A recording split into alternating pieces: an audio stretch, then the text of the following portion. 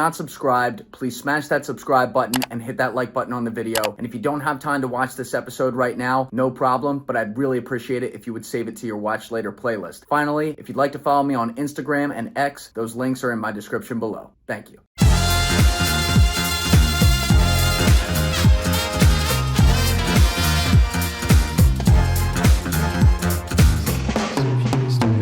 Basic laws of human stupidity. Well, we're on right now, so please enlighten us. Yeah. Dude, okay. This is one of my favorite books of the last 10 years. Wait, that's a book? It's a book. The Basic Laws of Human It's written Stupidity. by a Berkeley economics professor in the 1920s. Okay. And it takes 52 minutes to listen to the audiobook. And it'll refresh your faith in humanity. Why? Well, there's a lot of things that go wrong in the world. And we know there's evil people, right? And you think, are there that many evil people? Not really.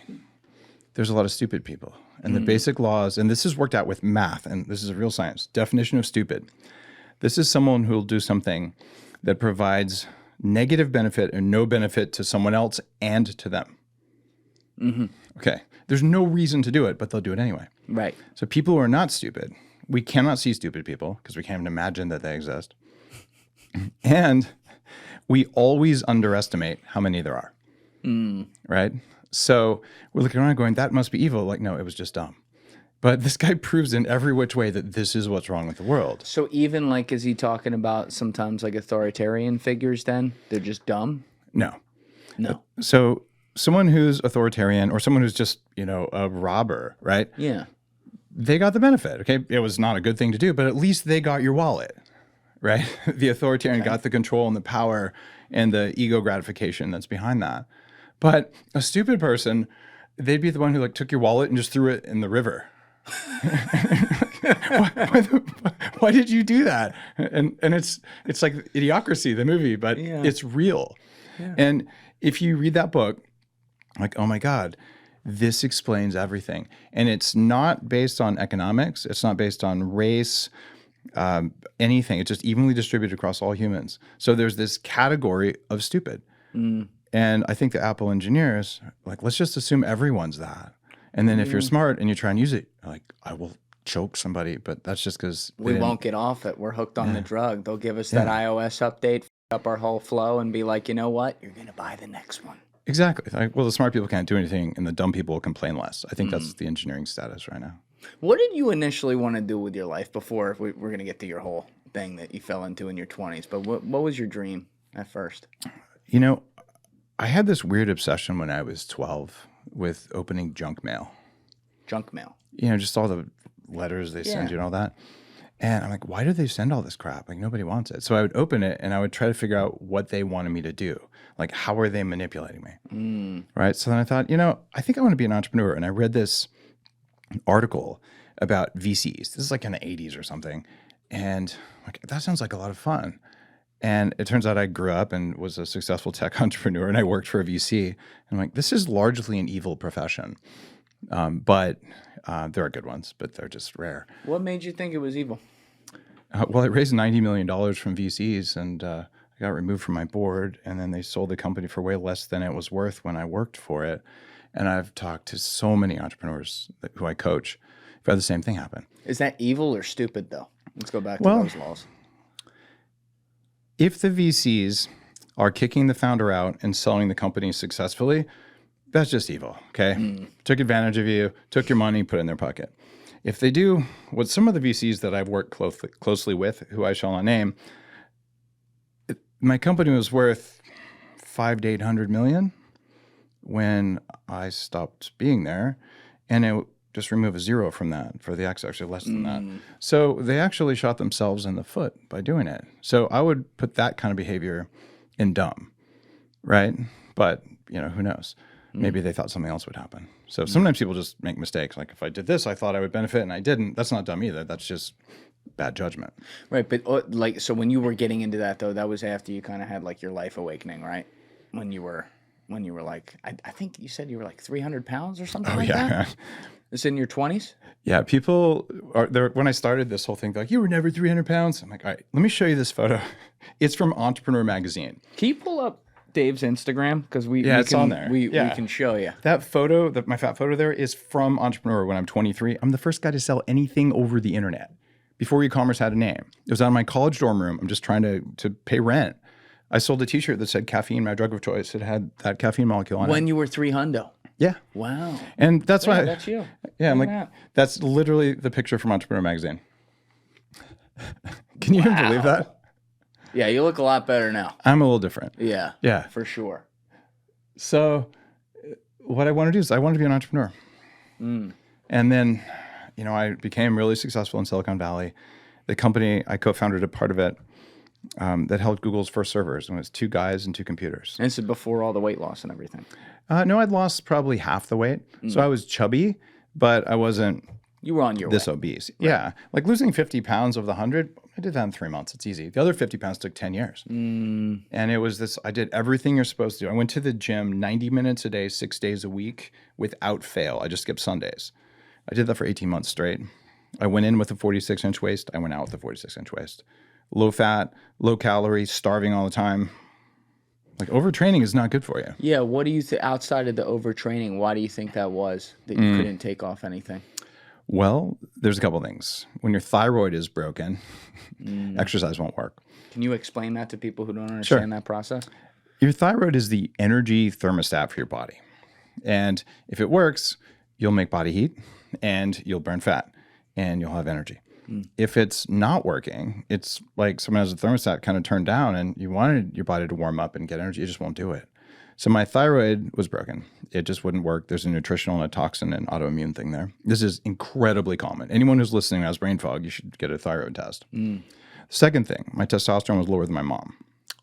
Then your mom. And I say in that. your 20s. Yeah. I sent my mom and my dad to the first longevity doctor in the Bay Area because I started working with a longevity nonprofit back then because these old guys were teaching me how to fix myself.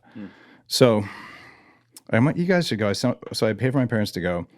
And then I said, maybe I ought to go because no one can figure out what's going on. A lot like you. You're like, I've seen everybody and nothing works. Right. I ended up spending about $500,000 figuring out what to do for myself and another $2 million on reversing my age. So like it sucked. Anyway, along the way, this guy calls me. His name's Dr. Miller. And he's like, Dave, your testosterone's lower than your mom. I'm like, well, that explains my man boobs. Like, What was it? with that. Like, was it like 200? What is it? Deciliters per whatever? I forget the measurement. Depends what country you're in. And if with American standards, you really want yours to be around 1,000 if you're going to be really healthy and motivated. If you're a young man. And I don't remember my exact marker, but it was probably 100 and something. I might have an old spreadsheet. It was really low. Yeah. My mom was menopausal. So like that was part of it. But why was it low? Environmental toxins from toxic mold. Whoa. Yep. Now, did you just look up at the ceiling and see some mold, or how'd you figure that out? Nobody understood toxic mold the way we do now. In fact, I did a big documentary on it. It's free online. It's moldymovie.com because Moldy movie. Let's pull that. Yeah. Everybody thought I was nuts. So I flew around the country, interviewed the top experts. This is a real thing. And there's a mold toxin called zearalenone, and it's 10,000 times more estrogenic than human estrogen.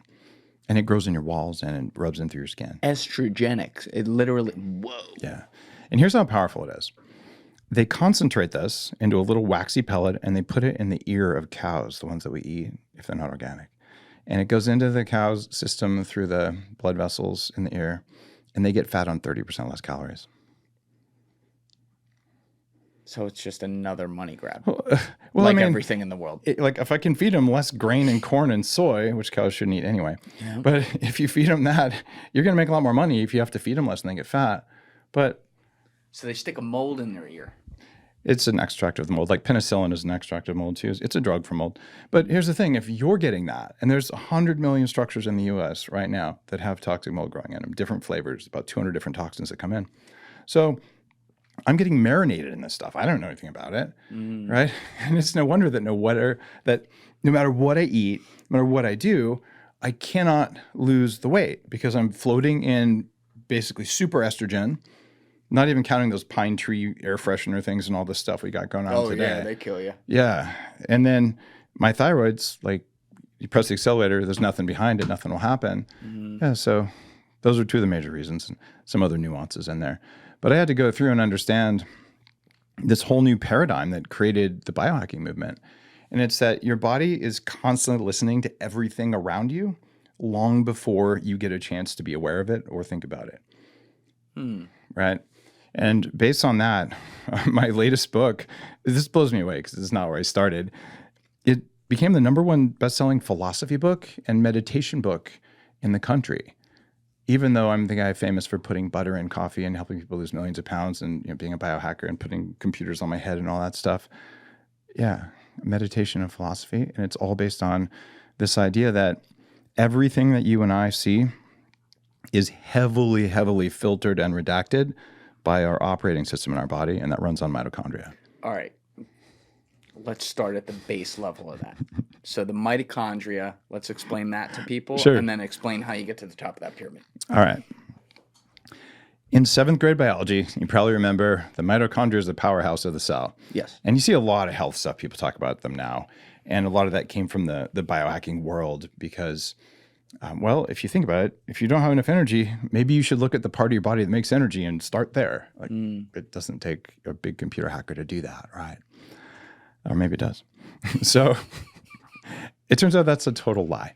This whole story that, 2 billion years ago, the cells that are us were floating around in the ocean, and then there were these little bacteria, and then we met, and then the cells harnessed the bacteria to be mobile power plants. That's what they say. The real story is that there was a cell floating around, mitochondria moved in, like, oh, look, a mobile petri dish. Let's take over. And they're still in charge of almost everything you do right now.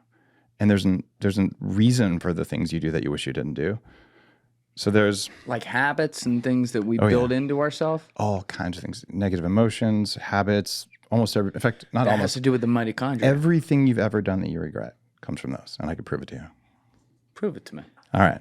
All right, so as you all know, I have basically pubes on my face, so can't really grow a beard. It's just never been good for me. That said, my dad, very different story, which is why I got him using Harry's now. I swear to God, since I was a kid, my dad would always have those little patches where he'd have to put like a paper towel where he cut himself up with some very razor, because most of these things aren't made very well. But now with Harry's, he's got a smooth shave every day. Harry's gets you a barbershop quality shave with German engineered blades. Each blade is honed at 3 different angles to cut hair cleanly at the root without tugging. Furthermore, the blade spacing is optimized to glide smoothly and avoid clogging. And my dad also loves that every cartridge includes a lubricating strip with aloe and vitamin E to calm his skin while he shaves. Best of all though, Harry's is very, very affordable. And part of that is because they own their own world-class blade factory in Germany. So there's no outsourcing and no middleman. Why pay $20 for refills when Harry's gives you better blades for a fraction of that? Also, Harry's doesn't just make razors. They've got a full line of grooming essentials. From shave gel to deodorant to body wash, they're all thoughtfully made and priced to stock up. Finally, all of Harry's blades and grooming products can be delivered right to your door. Set your preferred schedule and never run out of blades again. For a limited time, our listeners can get Harry's trial set for only $8 and a free gift at harrys.com/Julian. That link is in the description below. Just head over to harrys.com/Julian to receive our exclusive discount. After you purchase, they're going to ask you where you heard about them. So please support our show and tell them Julian sent you. So I'm going to clap my hands. Now, because you're smart, you know it took some small amount of time for the sound to get to your body, and then you heard it.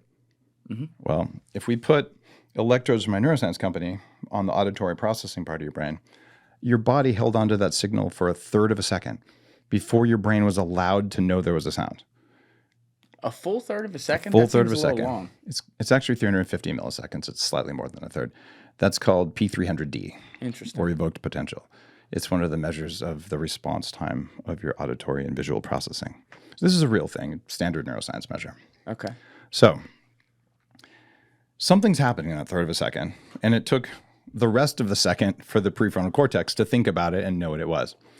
And here's the first interesting piece of evidence. You ever lean on a hot stove accidentally and then you pull your hand away before it gets burned? And you go, good thing I pulled my hand away, right? You didn't pull your hand away. Something other than you pulled your hand away because you didn't decide. The nervous system reaction. Well, how do you know it was your nervous system? I don't. That's what I've been trained to know. I took biology. Yeah. So Is that biology? That's not biology. Probably not. Whatever. Just go with it. it's one of the ologies. Yeah. So what is it? So, well, It starts, if you want to get really nerdy about it, there's something called substance P, which stands for pain. It is the primordial pain-sensing molecule that single-celled organisms have. And from there, it rolled up into your nervous system. It didn't start in your nervous system. It started with the lowest level environmental sensors. So your body it's got, in some of the cells, 15,000 mitochondria in one cell. In fact, in women, there's up to 600,000 mitochondria in their ovarian tissue. You saying women are more powerful than us? I'm saying they're more intuitive than us for that reason. Got it. Yeah. So That's the mitochondria coming for you. I mean, that was my mitochondria alert. Yeah. I don't know what to do about this. It sounds like you might be called to the ER or something. I've got a continuous glucose monitor on. Of course you do. Because I'm a nerd, but it lost connection with my phone, and my phone is set to do not disturb me, but it's like, you could die, your blood sugar's low. It's not low, I don't have a signal. And Right. All right. Well, we don't want you dying. Well, so. here, I have a That's solution. okay. I'll just take it out. There we go. All right. And Let's then- hope you don't die for the next 2 hours. I'm not going to die. It's just irritating. At my biohacking conference, I'm like, if anyone has their phone go off, you're going to have to sing I'm a Little Teacup. And then this happens. And I just sing I'm a Little Teacup in front of 200 people. Oh, there you go. All right. You don't have to sing. I think We're that's... good. We'll be fine. All right, I killed the app. Cool. The downside of all this biohacking. Yeah, you were talking about the primordial system that senses this stuff. So what's happening is there's a network of many billions of these ancient environmental sensors. So what bacteria do, they sense the environment. Like, is it hot? Is it cold? Is there light? Is there not light? Is there vibration? All these things. And then they decide what to do. So bacteria can make toxins. They can move away some of them. Well, your cells are running the same thing. So they vote. They use actually the same algorithm some of our crypto uses to vote with each other. It's called quorum sensing. It's the same thing as crypto? Some of the crypto, yeah. Is that where we got it from? No, we just noticed after we... No, I mean the crypto creators. Is that where they got it from? Did they design I interviewed Lehman Baird from Carnegie Mellon about this. It's just math shows that there's certain ways of establishing trust in a system where you don't know if you can trust everyone. Right. Turns out our mitochondria uses the same algorithm that the most effective crypto networks do. So they rediscovered something our body already does. Got it. And all this is invisible by design. So in that third of a second, this ancient sensor network goes, I wonder what's going on in the world. And based on that, I'm going to hand some of that up to the nervous system, and it's going to filter it out, and some of it's going to go into your brain, and even less of it goes into your consciousness. Okay, separate the brain and the consciousness for me, how you see it. Well, you have things in your brainstem. Like if you had to think about like the sphincters in your upper digestive tract. Yeah, it'd be a problem. Yeah, I don't know how to control those either. Probably could learn it if I wanted to, but why, right? You can control... Dave's over here like... You can control almost anything in your body if you want to. You just need feedback on it. That wouldn't be worth it. But you can like control the temperature of a fingertip by 10 degrees just by learning how to do it. It's a real simple biofeedback technique. If I keep stopping on these, we're never going to get anywhere. So keep going. Yeah. So I didn't know any of this was possible when I started this. I was actually like a super like skeptical atheist guy. But what's happening with the mitochondria is there's an order of operations for all life on Earth. And the mitochondria are processing reality this way and handing you the result of it. And they're just beautifully allocating your energy every day based on this. And here's the order.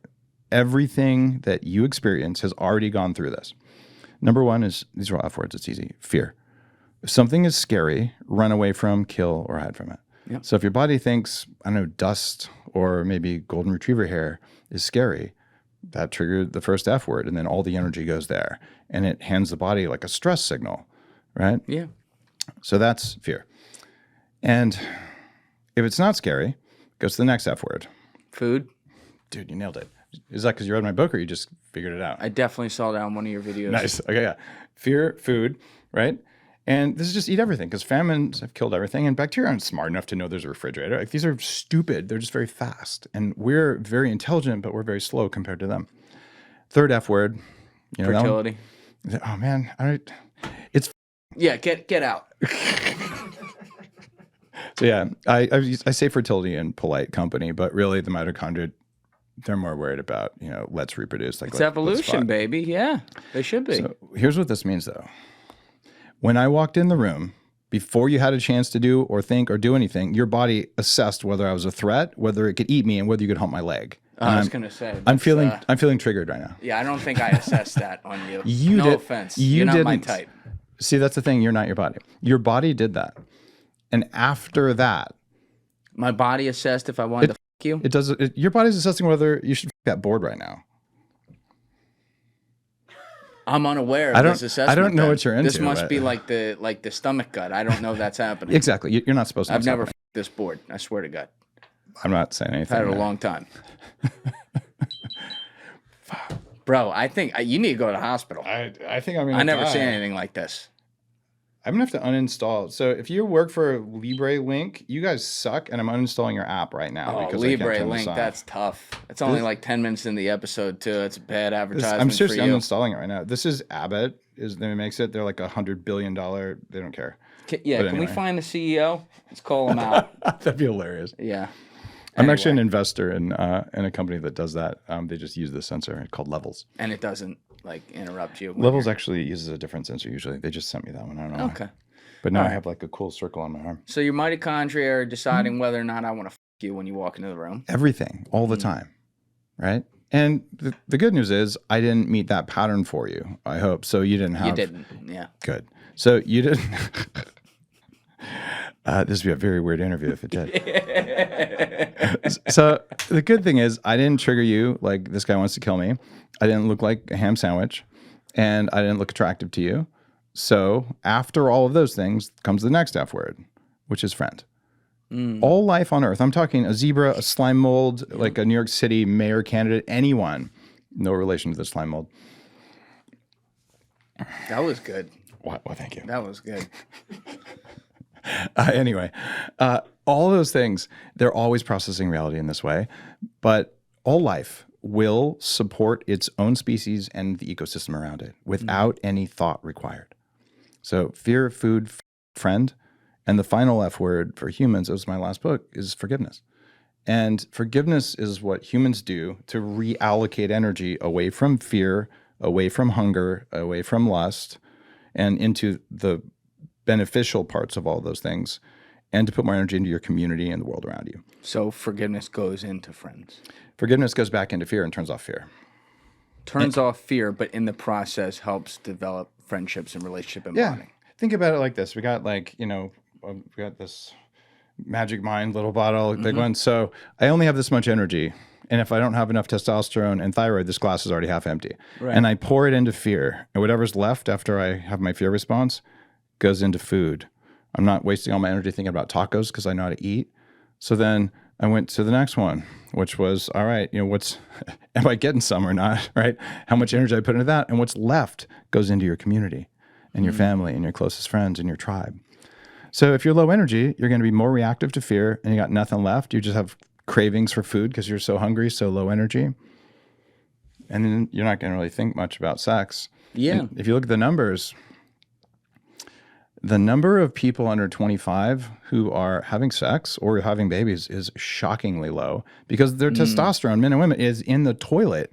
Do you think that's the only cause? I agree. The numbers support that. I was going to say there's some other causes too, right? The behavior of our government around COVID would be a major contributor. Absolutely. Too. Yeah. Yeah. I've talked with so many people about this from all different backgrounds. Yeah. We've had this conversation on the podcast. But what was strange about COVID, on the one hand, you look at all the kids from kindergarten all the way through senior year of college, something about their normal trajectory was completely changed. And you're like, well, that's obvious to you. But then you look at adults too, where people went inside. For me, it was very strange because I launched this podcast the first day of quarantine, right? Like I went good timing. I went full bore into this. And what was a big part of my job? To bring people over to my house and talk to them like this for hours at a time, which just continued my social life in that way, even if I was really focused on one thing. So in a weird way, living in my parents' house, I was like on an island. Right. And I had all that social interaction. So especially when I moved up here, and I would go outside on the street. Now, this is 3.5 years later. You walk by people of all ages. They look down. They'll take 2 steps to the right. Yeah. They, when you say hello to them, they look at you like you have 10 fucking heads and then look down. See, it's different because the New York that I know if you said hi to someone, they'd tell you to fuck off. Right, Before. that's exactly what I mean. I'm like, I'm but waiting now, on now that. they just look down and kind of meander away. Yeah, so were they like going like this in their phone? They programmed everyone for fear. Ooh. And then something else happened. Now, how'd you get out of that? How do you for people out there who are suffering from brain fog right now, which you're right, there's a lot of people, I talk to people all the time who are. All right. How do you reprogram that? I'll just give you the short answer. And this is a New York Times bestselling science book called Headstrong, which is everything there is about fixing brain fog. I'm not trying to get you guys, it doesn't change my life. I might make $1 if you buy my book. I don't even know. Don't buy the book. There you go. Yeah, exactly. So I'm not, there's no self-interest in me telling you to read the book other than Link in description. Yeah, I spent 10,000 hours writing the damn thing and I can't really go through all that here, but it comes down to two things to fix your brain. One, fix your mitochondria. And two, increase something called BDNF. BDNF. Yeah, are you into BDNF? Is that a trick question? You tell me. I mean, I'm not judging. Like some sort of BDSM off take. I Oh don't know. man, I hadn't thought of it. God, man, just go right there. It's brain-derived nootropic factor. Brain-derived nootropic factor. Yeah. I've heard of a lot of supplements called nootropics. There you go. Yeah. In fact, that was where I started my journey. When I was really heavy, I tried all that exercise, didn't work. I'm working at this big tech company, and my brain turns off. And turns off. Like I couldn't remember anything. I was like CTO level, senior exec, and all of a sudden I can't remember the meeting. I don't know what's going on. I don't know how I drove home. And I went to the doctor and I'm like, hey man, I feel like I've been poisoned. Nothing works. I'm so exhausted all the time. And he goes, maybe you should try to lose weight. He's ripping a boke. and I look at this guy, this is Palo Alto Medical Foundation. I go, dude, maybe you should try to lose weight because you're fat, right? And he goes, yeah, well, I don't follow my own advice. And, right? And don't you love that? Do as I say, not as I do. Oh, yeah. And their advice is impossible to follow, and it doesn't work even if you do. Yeah. So that was actually when I fired the doctor. I never paid that bill. It was on my credit report for like 7 years. Wow. And I'm like, I'm not paying you. You didn't do your job. And I just went off for 4 years and I became an expert in mitochondrial biology so I could fix myself. And what'd you do to do that? You go to University of Phoenix online? Like what was the deal? No, man, I read all the papers on PubMed. All right, I really am a computer hacker. That was my whole training. I taught engineers how to build Web 1 at the University of California. So I got into this complex system thing. I'm like, how hard is it to hack the human body? It turns out it's easier than medicine thinks it is, but it's harder than anyone would think it is. So the way a hacker approaches something, you got this can press thing. that if you want. Nice. Yeah. So let's say I don't know what's in here. Okay. This is a black box. Mm-hmm.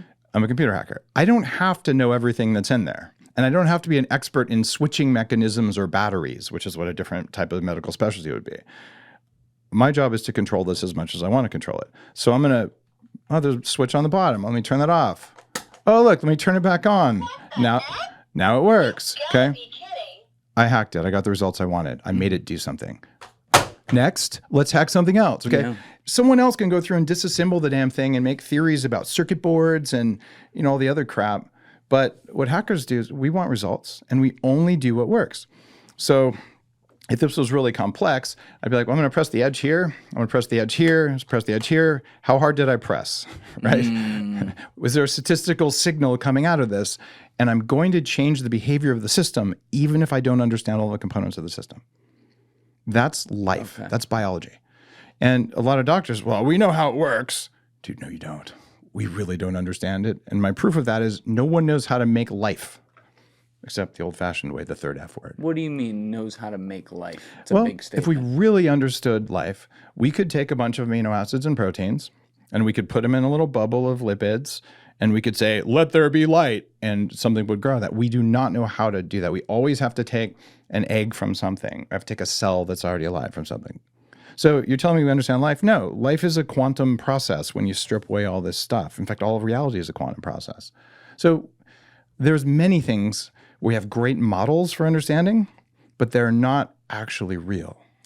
Meaning, if I'm understanding you correctly, there's things that we know when we have one piece base to work with, but we don't know necessarily what that base truly comes from because we can't create it. That's one of the arguments. The other one is just everything's a story, right? I can take this coaster and I can drop it. and I can say, I know that accelerated at 9.8 meters per second squared because I know how gravity works. Right. Dude, gravity is bullshit. Gravity's bullshit. Go into quantum physics. I did have a gravitational physicist sitting here a few months ago Sweet. who said they've missed a few things on gravity. Oh, yeah. She's very smart. The model for gravity works really well, but it's not perfect. Right? Meaning it's not exactly 9.8, you're saying? You're saying it could be 9.7999875? It's that there's weird effects at the speed of light, and there's all sorts of things. And all of those Newtonian physics things don't match when we get into the quantum physics, which underlies all that. So we can live our lives believing in Newtonian physics and hang our hat on it and you know, burning at the stake anyone who disagrees with us. But the quantum PhD physicists out there can prove that all of reality, including this table, it's pretty much made up by our mind because the table is a useful interface for the quantum field that's in front of us. So everything that we see is a story about what it is. It's like you don't really see email on your phone. You see some electrons coming from your screen, and email's not even on your phone. It's somewhere else. Create an image. Yeah. So what I'm seeing in front of me right now is a user interface on reality, just like my computer screen. Do you think we're both really alive, or do you think we're a part of a simulation that's in a computer, you know? We're both alive. I don't think we're part of a simulation in a computer. I think reality is a simulation that we created. All right, let's unpack that one, Dave. Man, now we're getting really down the philosophy side of my latest book. I love podcasts like this. This is like feed my ADHD like crazy. ADHD is fun. All good entrepreneurs have it. Yeah. So that's what I tell myself. What I'm talking about is called biocentrism. I had a couple of guests on my show. Robert Lanza is a good one, and I'm going to kick myself because first name's Joe. I don't know Robert Lanza. Probably come across. He's probably the most famous author in the space. And I've definitely seen his stuff before. before. And this is this weird thing that happens when you get PhD physicists, the quantum physicists who are understanding the like subatomic particle behaviors, and you put them together with philosophers, and you go through every argument about consciousness and about life and death and reality, and you realize, well, the math shows that we're making it all up. Guys, this is really hard for me to talk about. A lot of this hits close to home. I know many of you out there are going to be able to relate to this, but we all have some family members and close friends that vape. And I have one sitting next to me right here, producer Joe, who was a horrendous vapor.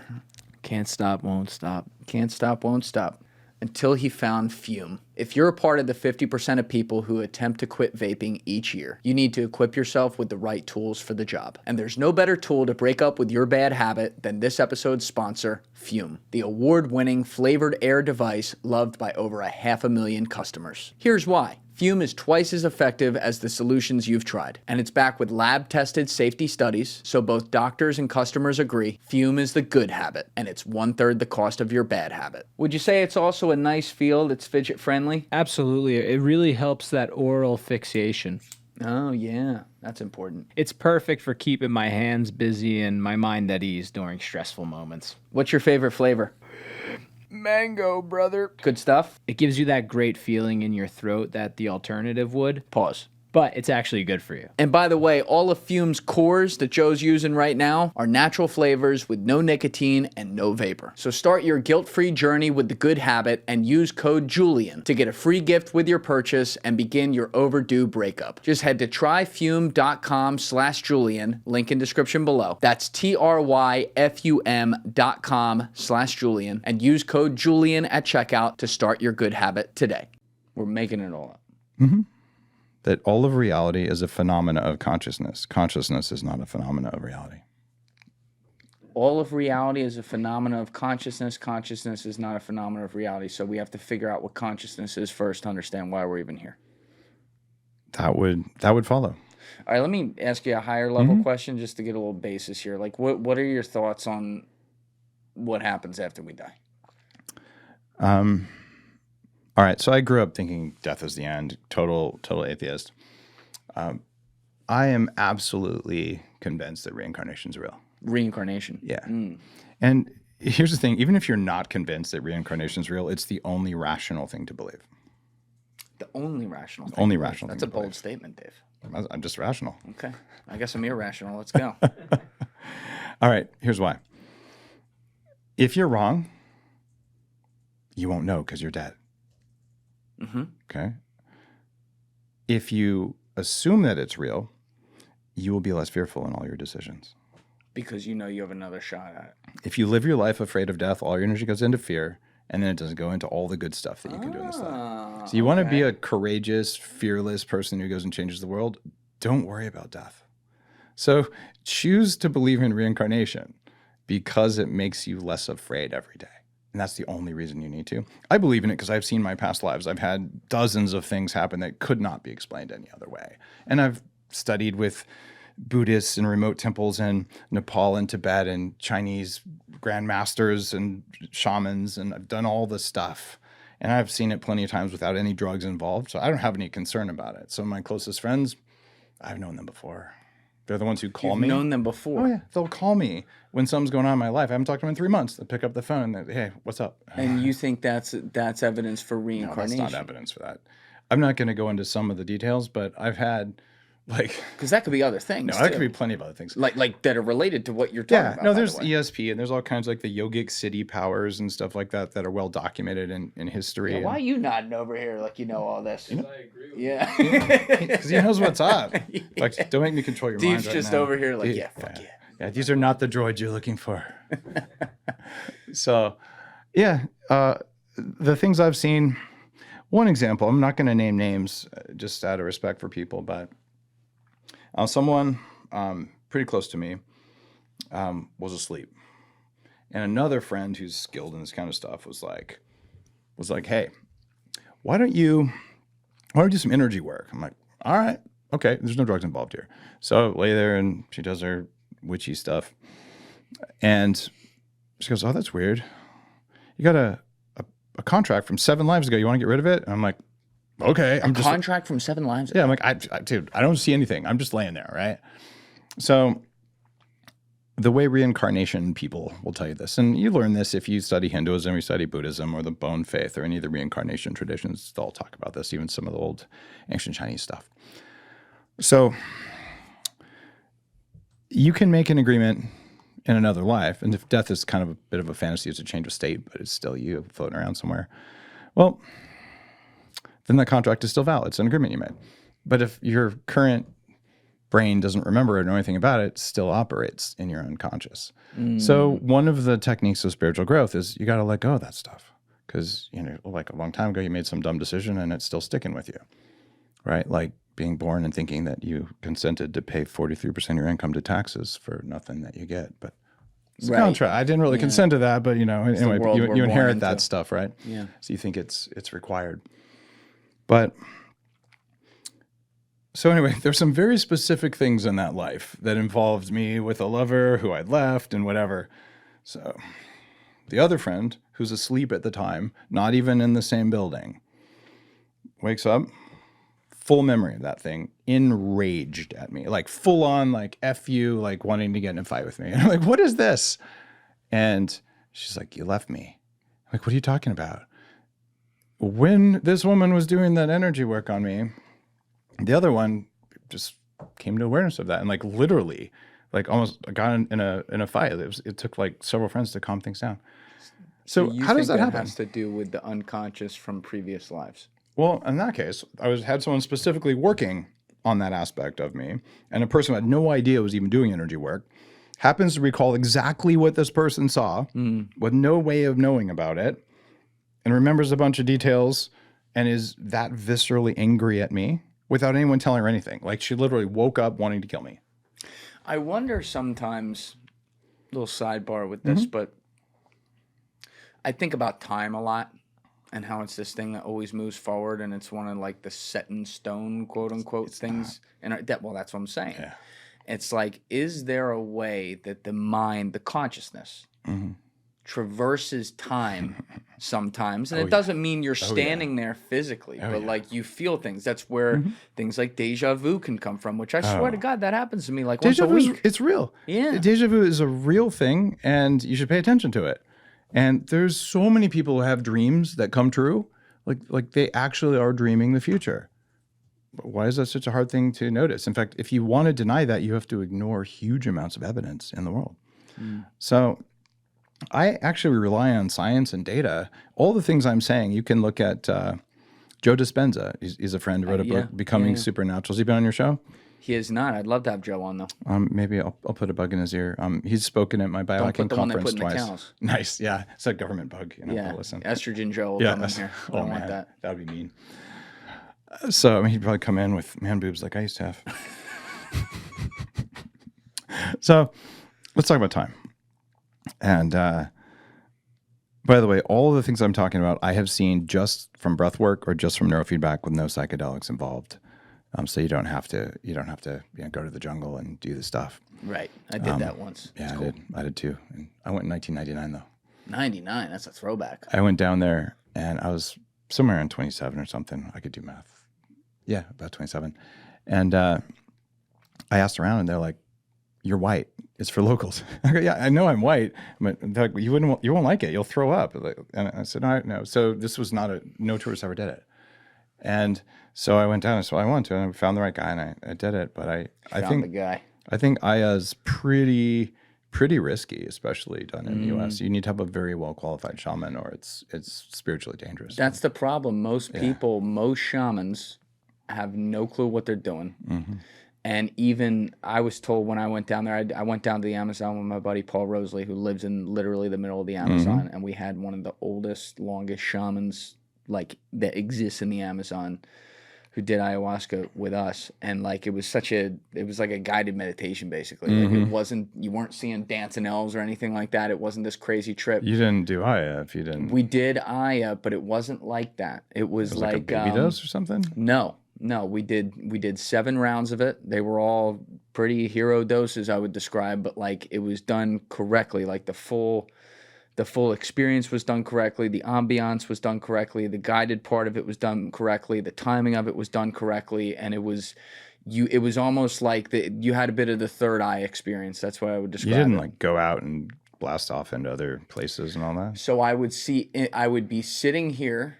Right, and I was in a cabin on the bank of the Amazon River, right, and we're in a dark room with one candle occasionally burning, and behind where the shaman was an open window that had no window, it's just air, and you're looking up the canopy, and so there's trees and you see stars coming through them a little bit. It was absolutely beautiful. And you're a lot of the time, not the entire time, you're lying back like this and you're kind of looking right at that spot. So I would be present, looking directly at where all that stuff was and taking in those trees and stars. And at the same time, see beautiful golden imagery coming into my head at the same like exact moment. It wasn't like I'd come in and out of that. So what I mean is when people have described some psilocybin trips and it's not like the same drug. Stuff I've never done, obviously it's not the same, but they go to a different place. Yeah. That's not really what it was. It was a very present, meditative feeling, and that's why like to me it was very I think they cool. gave you the tourist experience.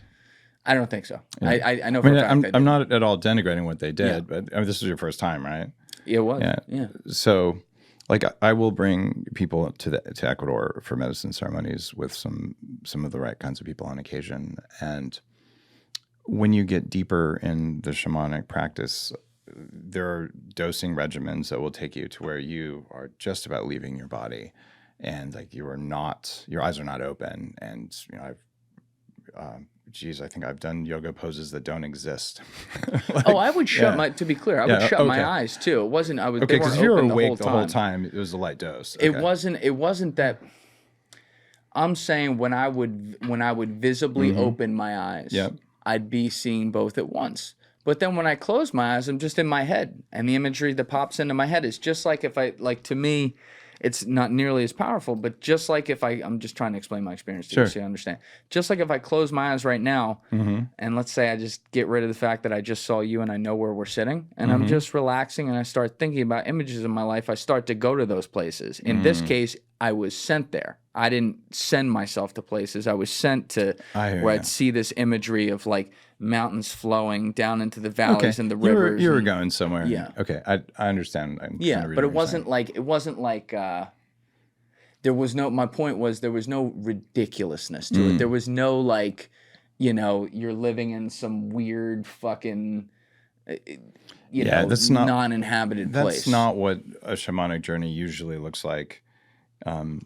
Probably the most times I've gone to places where I'm like, why am I speaking that language? This isn't my body. Those are usually past life experiences, but I've never seen those from medicine work. Maybe a little bit, a couple times. It's always from breath work or from neurofeedback.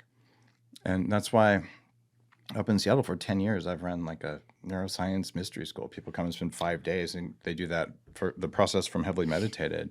People spend 20 grand, and we go really, really, really deep. But all I'm doing is showing your brain what it's doing so you can control. How do you show them? I get the electrical signal off the brain. And the electrical signal off the brain, put it into a computer, run it through our software, and play it back to you. And I'm guiding your brain into a certain state. And once you're there, then I teach a meditation process with 8 steps. That's why I wrote the latest book, because I'm giving away the process, right? It's called the reset process. But when people do that, they routinely report the most mystical experiences. Like what? Like past lives, like seeing dead people, like communing with whatever, angels, things like that. And you can say none of that's real. It's meaningful, and people come out permanently improved and changed. In fact, one person said, this is like the best medicine ceremony I ever did, but there's no medicine, right? Just from what's going on with your own hardware and software, no chemicals required.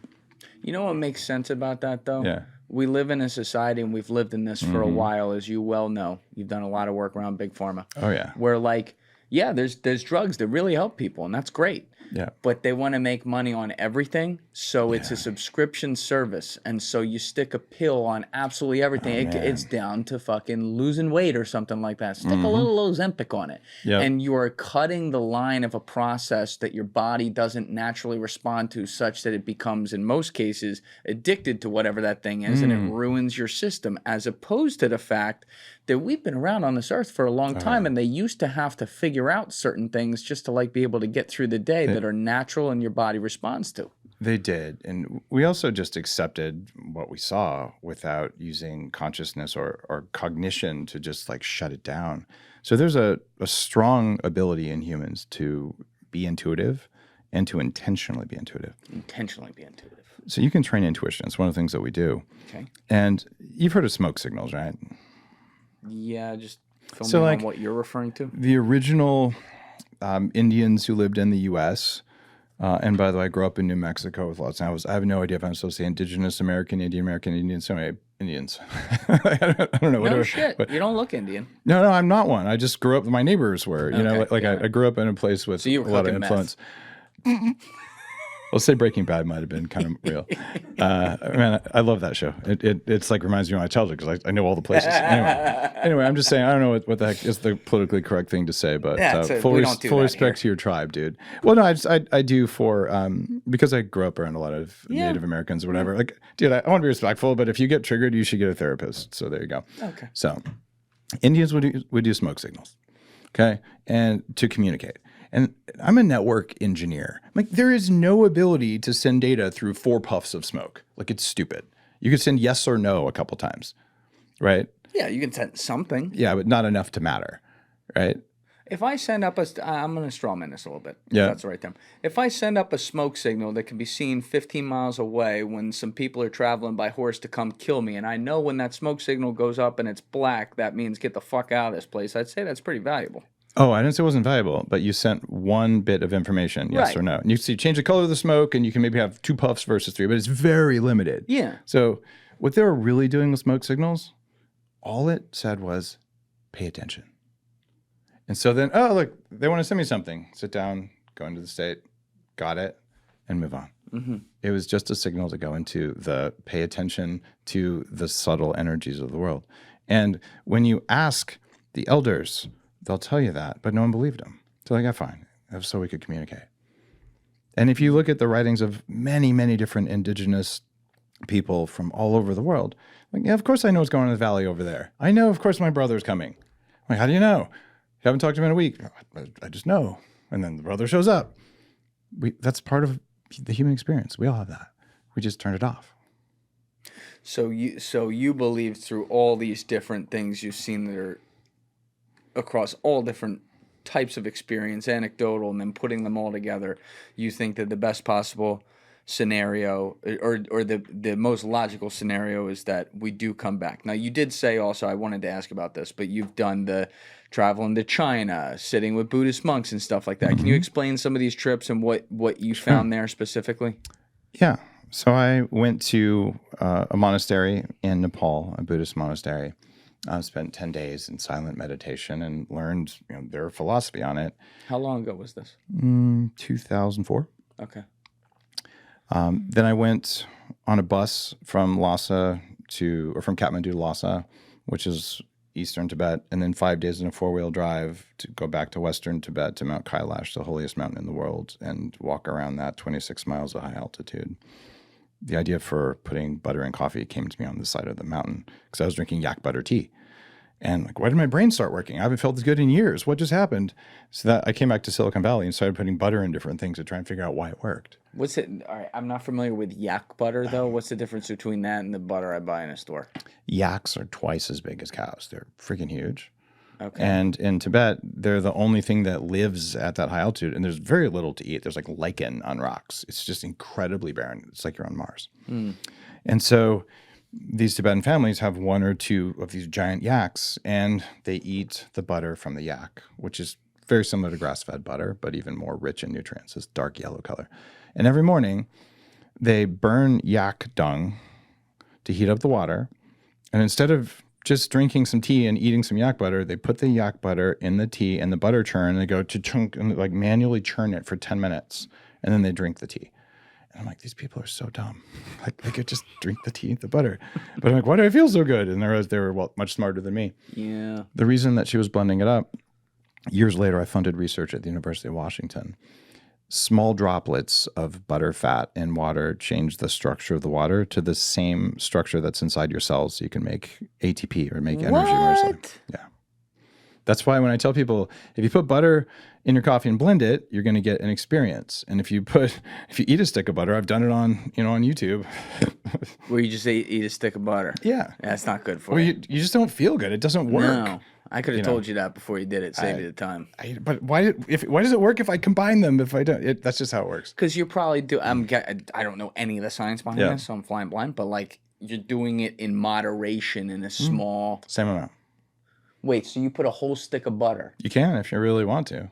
I usually do. And you're saying that works? I misunderstood that. So as long as you blend it into the water. Butter in this? No. Okay. Danger Coffee has a therapeutic dose of trace minerals that raise electrical activity in your cells in studies. And it's got electrolytes and stuff. Yep. So when you drink it, it smells tastes great, by the way. It's super premium coffee, and it's lab tested for mold because most coffee has mold in it. We didn't even talk about that. Yeah. But I did learn that a couple years ago. So Danger's my new brand, post bulletproof. And you can put butter in it or not and blend it up. It works better with butter. Everything does. So you can take even like the worst Starbucks on the planet, add butter and shake it up for a long time or blend it, and you'll feel different when you drink it.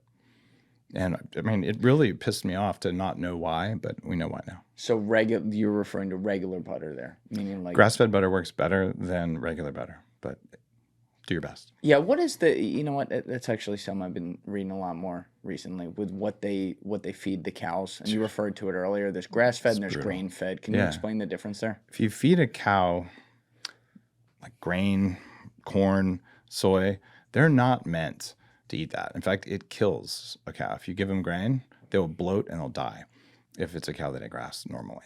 So they have to slowly introduce grain to change the bacteria in their gut.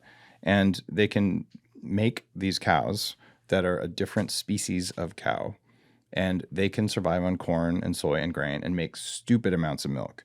But the milk has the wrong fat in it because it's basically corn oil, and it has the wrong kind of protein called A1 casein or A1 milk protein.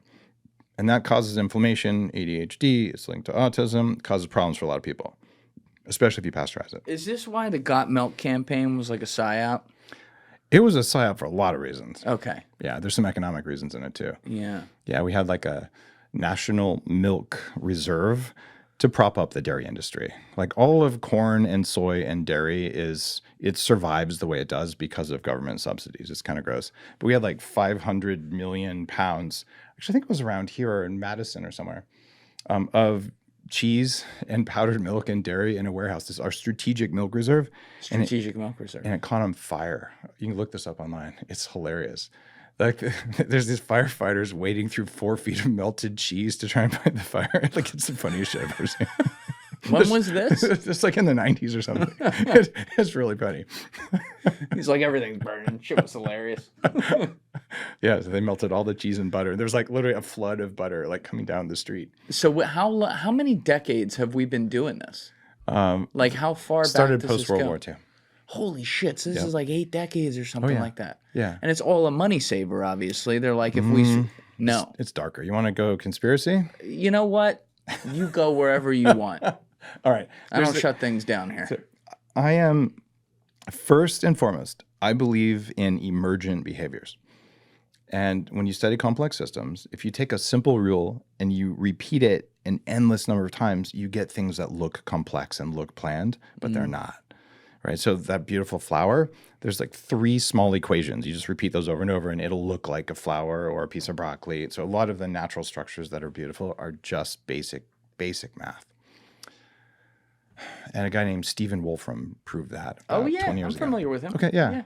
It's like I think his book is called A New Kind of Math or something. Yeah, we're trying to get him in here. That's interesting. He's hard to get. Yes. He's just a very odd and, very smart human. It's a nocturnal guy, I heard. Oh, yeah. Like he locked himself in a closet for 2 years to write the book.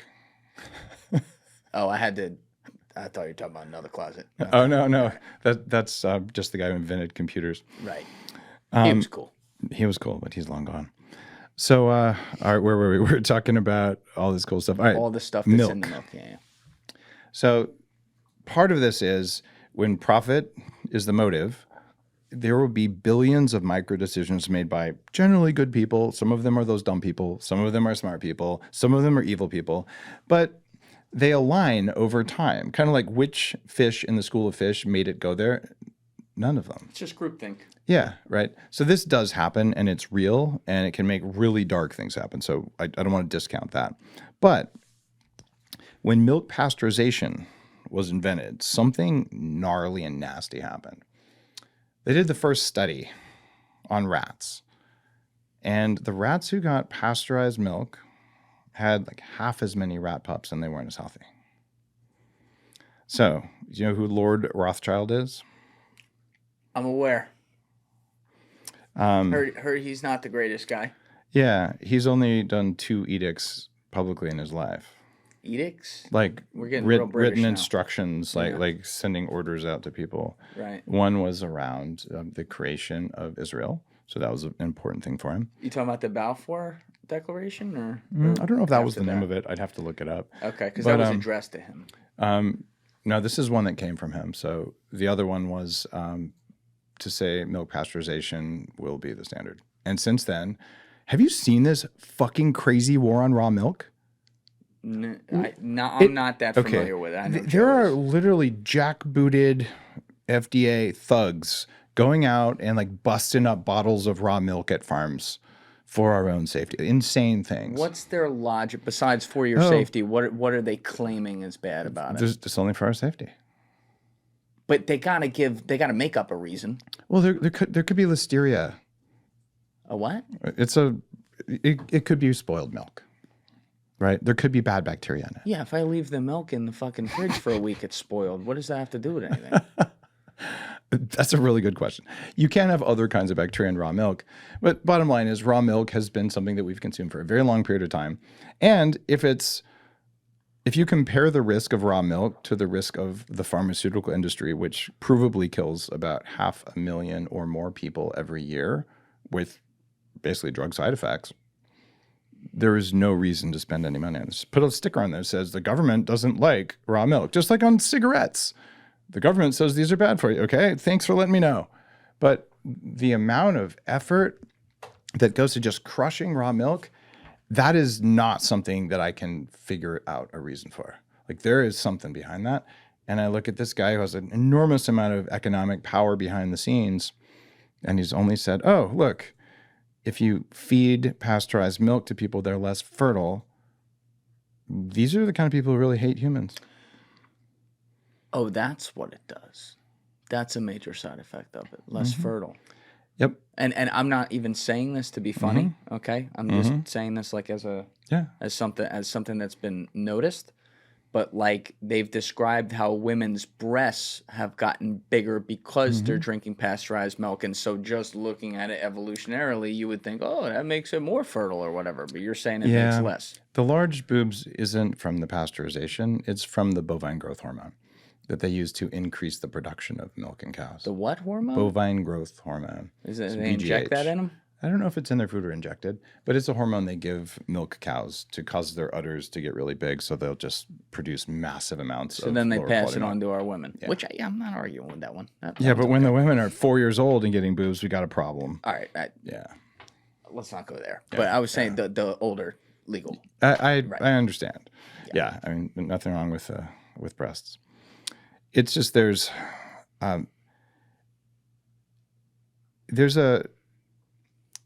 a long list of things, mostly from the government and sometimes from big companies, that if you were to design a system to reduce human flourishing, to reduce fertility, they're all lined up in that way.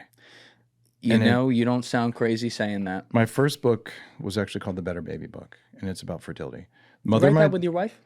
You what? Did you write that with your wife at the time? I wrote maybe more than she did, but certainly she was a major part of it because she was infertile. Yeah. Right? I couldn't have kids. And she's a medical doctor.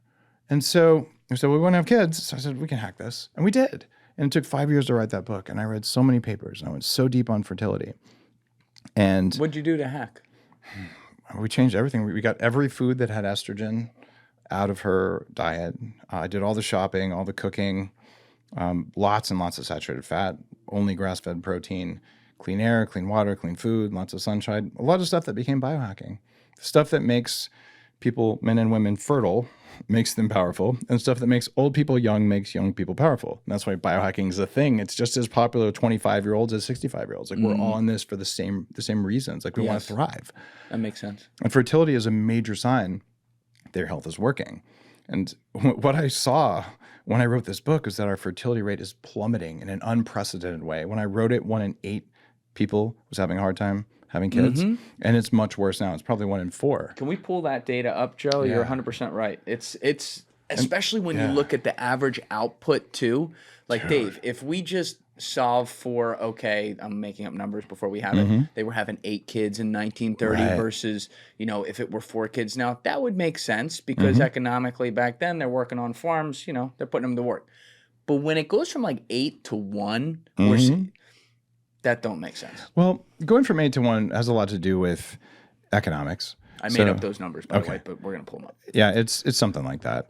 So this happens around the world. As soon as you have enough food, enough money, and enough education, you don't need 8 kids. Because when everything is shitty, 2 of the 8 are going to die of childhood diseases. And we've conquered those, right? And then the rest of them are your insurance policy. Because they're your insurance policy. They're going to work the farm when you're too old. Like this is how it's always been. Yeah. Right. And a couple of them might get taken over by another tribe or take an arrow or something, but you'll have enough kids to take care of you when you're old, and this is how it works, right? I mean, law of averages. It's kind of dark to be human, but yes. Hey. So what happened though in all of Europe and in North America is the birth rate and in China actually, it's far below replacement rate. So Elon is 100% right on this. We will have empty cities 20 years from now. The only thing that we can do is take our old people and make them young again, which is why I've written major books on longevity. I've been in that field for 25 years. And I've met guys, they were on my board. The guy was 88. His name was Mike. And he had more energy than I did when I was 28.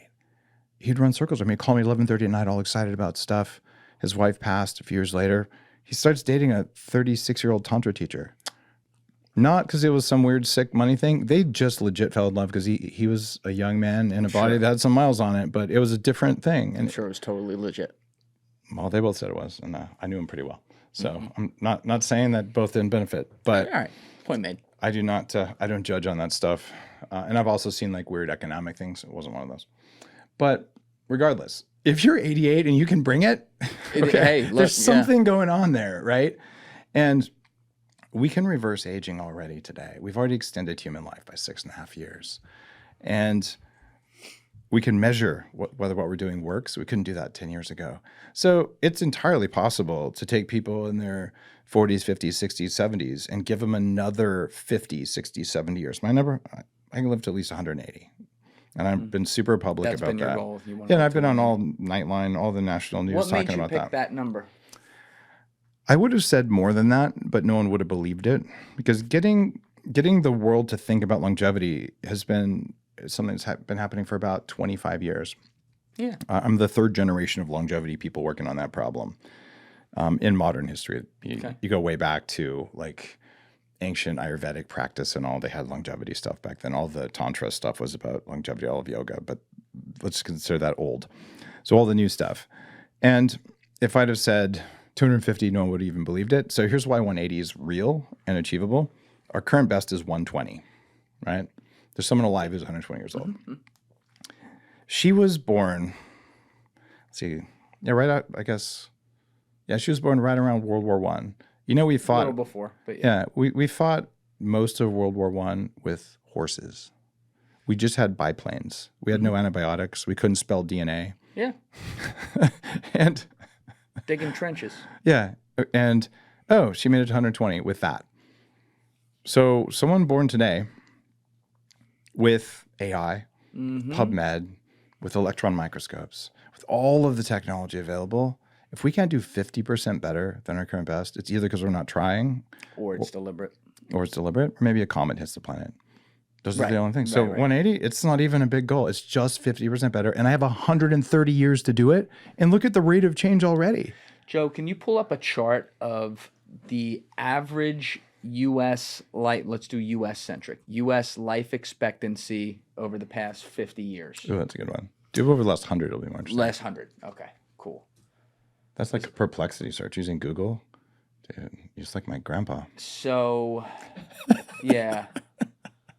Because the reason I'm bringing this up is because I know when I was a kid, There you go. Yep, this is great. So, and by the way, if you do that over the last 3 or 4 years, it went the wrong way. That's exactly right. So weird. I wonder what that could be. Right. It's probably because of carbon and because we're eating too much red meat.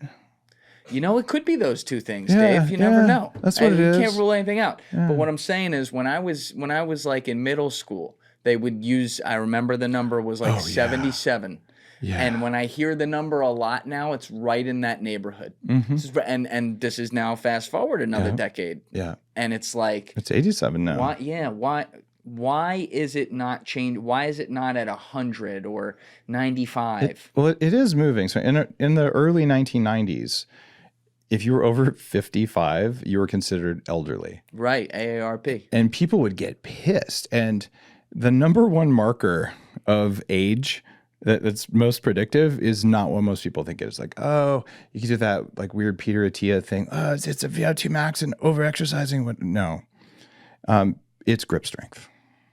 Grip strength is the age. Yeah. Let me see your hands. Let me see your the underside. What are you looking for? They're soft as fuck. What's going on here? There's no calluses on them. Yeah, that's because I know how to work out. Oh, shit. Okay. Enlighten me. I work out 20 minutes a week. Yeah, are you one of those guys that like wears like 4 gloves or anything? I literally work out 20 minutes a week using AI. You work out 20 minutes a 20 week minutes using a week. AI. I have a whole company that does that. And I'm like, dude, No, you're jacked. That's what I'm saying. You're looking good. And I'm 52. That's At least if you believe the calendar. I don't believe that well, you're anymore. 52 in human years and probably 41 and a half in actually biological years. Depending on what measure, that's about right. Right. Wow. So look at me. So here's the thing. You can lift every single day, and I used to do that. Like I'm willing to do that. I love doing that. But let's see if you love it. That's different. But I have a lot of 9 companies. I got 2 teenagers and like a lot of stuff going on. Podcasts, everything. So I'm just hyper efficient. So I started 10 years ago something called Upgrade Labs under Arnold Schwarzenegger's office in Santa Monica. It's the first biohacking center. We use all this tech with AI to put a signal into your body to change. Mm-hmm. And then when it changes, we put the body in a state so it can rapidly adapt. And it takes most people about 40 minutes a week. What does this look like? Can you walk me through Sure. this? So we've got 9 locations open. It's a franchise. You can go to ownandupgradelabs.com and you can partner with me on it. So you come in. Yeah, the system though. We take 2 minutes. We gather 4,000 data points from a $30,000 medical device to figure out how's your body doing today. Bone density, where's the fat? Are your cells hydrated? Is there inflammation? All that kind of stuff. Right. We do that. And then we say, all right, when you're here, here's what to do for your goal. Now, your goal is probably muscle mass, or maybe it's longevity, or it's cognitive function, or it's managing stress. So different goals, different states, different paths through the tech. For cardio, this is my favorite one. Okay. I used to do 45 minutes of 15-degree treadmill every single day. Every day. It's a lot of brutal. time. Yeah. Well, if you do an hour spin class 5 days a week, that's a lot of time, right? Yeah. So you'd think you'd improve. After 2 months, what percentage improvement in VO2 max would you expect? I'll bet it's not great. 2%. Yeah. Well, if you do the AI thing that I'm talking about for 5 minutes 3 times a week, so 15 minutes a week, same amount of time as brushing your teeth, 12% improvement. 6 times better results. So it's in 15 minutes. customized though. We've got a heart rate on you and an AI algorithm tracking the amount of resistance, but you don't sweat. You don't need to change clothes to do it. And you're telling people based on what the system's reading, what exercises they should be doing. This one actually, for cardio specifically, you're just on a bike. We're just manipulating what the bike does, and there's headphones telling you what to do. Wow. And measurably 6 times better results. Okay, I'm not going to do an hour a day of cardio. It's dumb. But I will do 5 minutes 3 times a week. Yeah, no, that's hyper efficient for sure. Mm-hmm. And the same thing. So if you're going to be lifting, there's tons of ways to put on muscle and strength that don't require lots of repetition. So all of what I'm doing right now is called the AI cheat machine. It's one of our pieces of tech made by a company called Oxfit. There's a camera watching me. I'm standing on force plates. I'm fighting against a computer that's just in real time changing the amount of resistance against me so I can blow my muscles out faster. Oh, shit. So you don't need as many reps when you know you're fully loaded. And if my form is off, I've got a camera. And if my left foot doesn't have enough pressure on it, I'm sitting on a force plate. That's some bougie shit, though. It's all digital, right? Yeah, that's amazing. So I'm just doing it more effectively. That's why I don't have calluses. Yeah. I don't need them. I've had calluses half my life. I only have a callus for my Oura ring. Yeah, but it would make you more manly to have it. You know what I mean? I don't think I have a problem in that. We haven't talked about my Wasabi method company. Your Wasabi method company. I'm only fucking with you, Dave. But Dude. what's your Wasabi method company? You're a good sport about it. I've been fucking with you all day. It does not bother me. Good. I think it's hilarious. So Wasabi method is a shockwave, a sonic shockwave company. Makes these tiny microscopic air bubbles in your tissue. It looks like a little jackhammer. And those cause 19 different longevity factors to improve, including growing new blood vessels and new nerves. So New nerves. new nerves. That's a new one. So can you imagine if you were to find a part of your body that would benefit most from more nerves and more blood vessels? Yeah, I can imagine a lot of places. What are you thinking about? Everywhere. If you said, like, just thinking of math, if you could give me more nerves and more blood vessels everywhere, I feel like that'd be a win. Yeah, And more you blood flowing. you put them somewhere first. No. So you got it long ago. Yeah. Right? Yeah. I love how you like play innocent here, but I saw what your eyes Yeah. did. You're like, and then you kind of had this little frowny face. What was it about? What's going on? I don't think I looked down like that, but it did take a minute for the elevator to get upstairs. I'll tell you that. No, I'm messing with you. I'll tell you that. Yeah, we put a few veins on there. That'd be nice. So there you go. It Pause. This is something that people use to treat ED.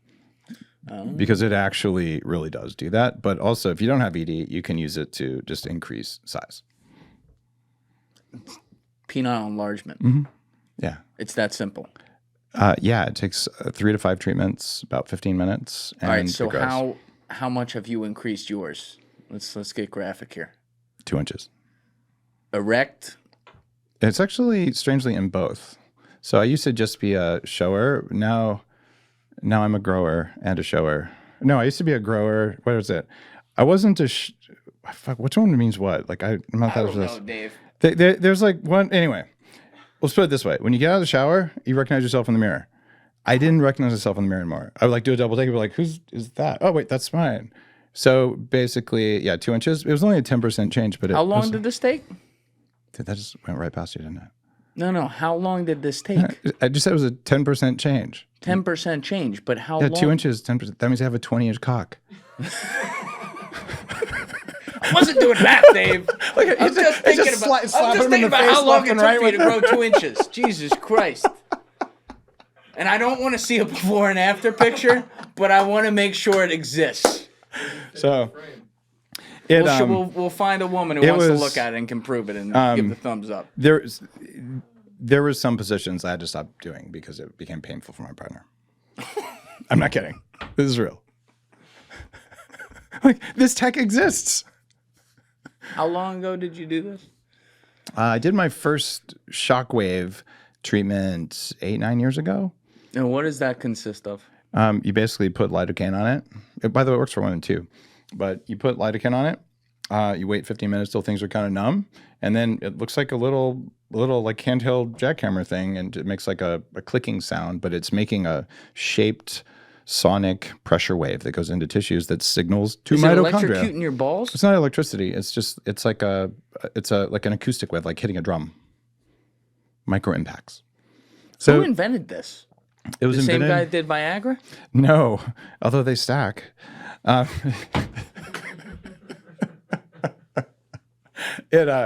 They used it to fix Achilles tendons originally. It was a medical tech. And they went, wait a minute.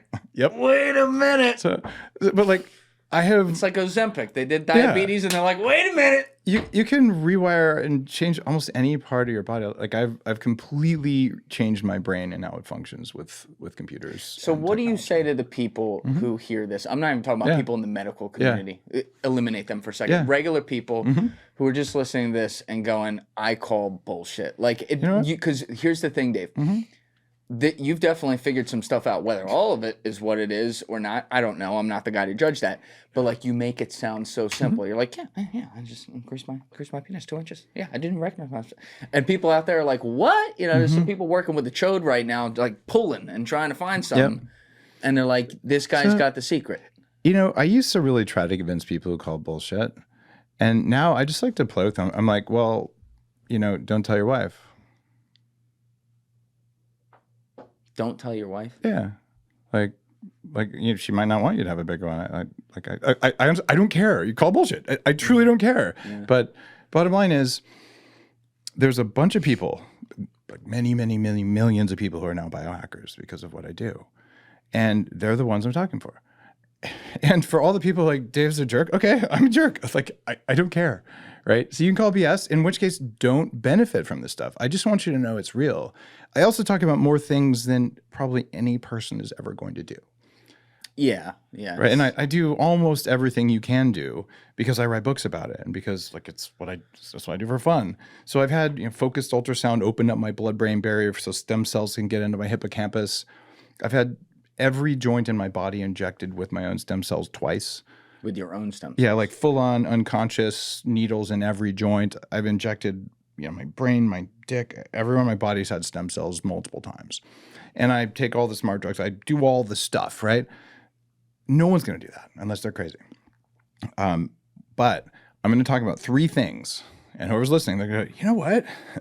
I didn't want to talk about it, but I actually do have some ED going on. I'm going to look up that Wasabi method thing. Great. Maybe it's BS, maybe it's not. I'll tell you, it's not BS. And we talked about butter and coffee, right? What the hell? Was there any research? Dude, like millions and millions of people have been doing this for the last 10 years and it works. But if you don't believe me, it doesn't hurt me. It's just, then don't do it. That's all I ever say. And you know where we started these million tangents around 65 or 70 minutes ago? With mold.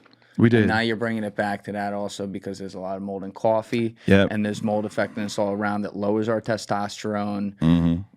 Basically, as you said, creates estrogen in our bodies, which is working against our thyroid, our ability to lose weight, our ability to put on money, and our ability to have the energy to be able to invest it back in friendships and forgiveness and stuff like that. It all comes down to if your body works better, your cells work better, your mitochondria are the antennas for reality. So a better functioning body makes for more conscious people. And people who have better functioning bodies and are more conscious always want to live longer because life is actually really good. Yeah. Right? So you'll join the biohacking movement because you wanted to get something. You wanted more muscles or you wanted your brain fog to go away, whatever. you're going to join me in the longevity thing. And you're going to join me in the wanting to be more conscious thing, because there's nothing else more fun or more worthy to do in the world, right? You just have to feel good enough to want to do it. And I did not have that in my 20s. I was in constant pain.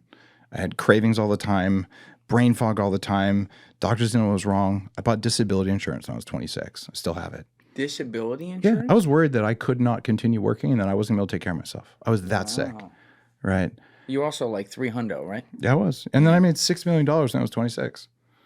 And I lost it when I was 28. That kind of sucked. Wow. How'd you lose it? Man, .com crash. So I had a lot of shares in this company that had gone up to $80 a share. But because my career took off, I had inside information. I wasn't allowed to trade my shares. So I watched the company go bankrupt. Was it pets.com? Thank God, no. They were one of our customers. It was a company That's not called, good either. No. It's a company called Exodus Communications. So Exodus Communications. Yeah, we're the first data center business in the world. Well, I guess fact- that data went Exodus, huh? It's nice. In fact, right now, some of our conversations being transmitted to people over buildings I helped to create. They're still operating.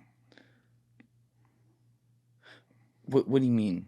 Are like what we're saying when this runs through YouTube? Mm-hmm. Like the fiber optic? Fiber optics, there's all sorts of computers all over the place that are called caching servers. Akamai is the biggest player. I've heard of them. Yep. Yeah. And those caching servers are in data centers all over the place. And the data centers that we built are still part of the infrastructure of the world. Yeah, it's kind of cool. But you had to reinvent yourself because you lost your money in the locked up stock, It essentially. wasn't just that. I mean, I worked in computer security. I was a VP of cloud security at Trend Micro, one of the big computer security companies. So I worked in that for another 10 years in tech after that experience. I just got burned out. So when we were building Web 1, that was world changing. It was so important. And when it came down to, I want more social media, I couldn't make myself give a shit anymore. It wasn't important. AI is important now. And part of me is like, man, I should go do that. But the idea that I can leave tech and I'm just going to start hacking the human body, right? I'm going to do longevity. I'm going to start this biohacking movement. I had the idea for that on the side of Mount Kailash, the holiest mountain in the world, walking around Asia for 3 months. And it was just like, what do I call this thing? Like, yeah, we're going to hack ourselves. And that's been so much more rewarding just for quality of life and having meaning that I wouldn't go back to tech. You couldn't pay me enough. But I use AI. You're using tech It's in what you do. everything in Upgrade Labs is like AI's guiding it. And, it's now a tool. I don't make the tools anymore. I just use them because I think I can do more good that way.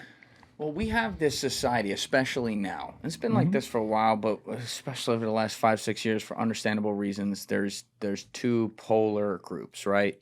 Anything that is the accepted quote unquote establishment is in one category, and then anything that's like, wait, those people lied to us is in another category.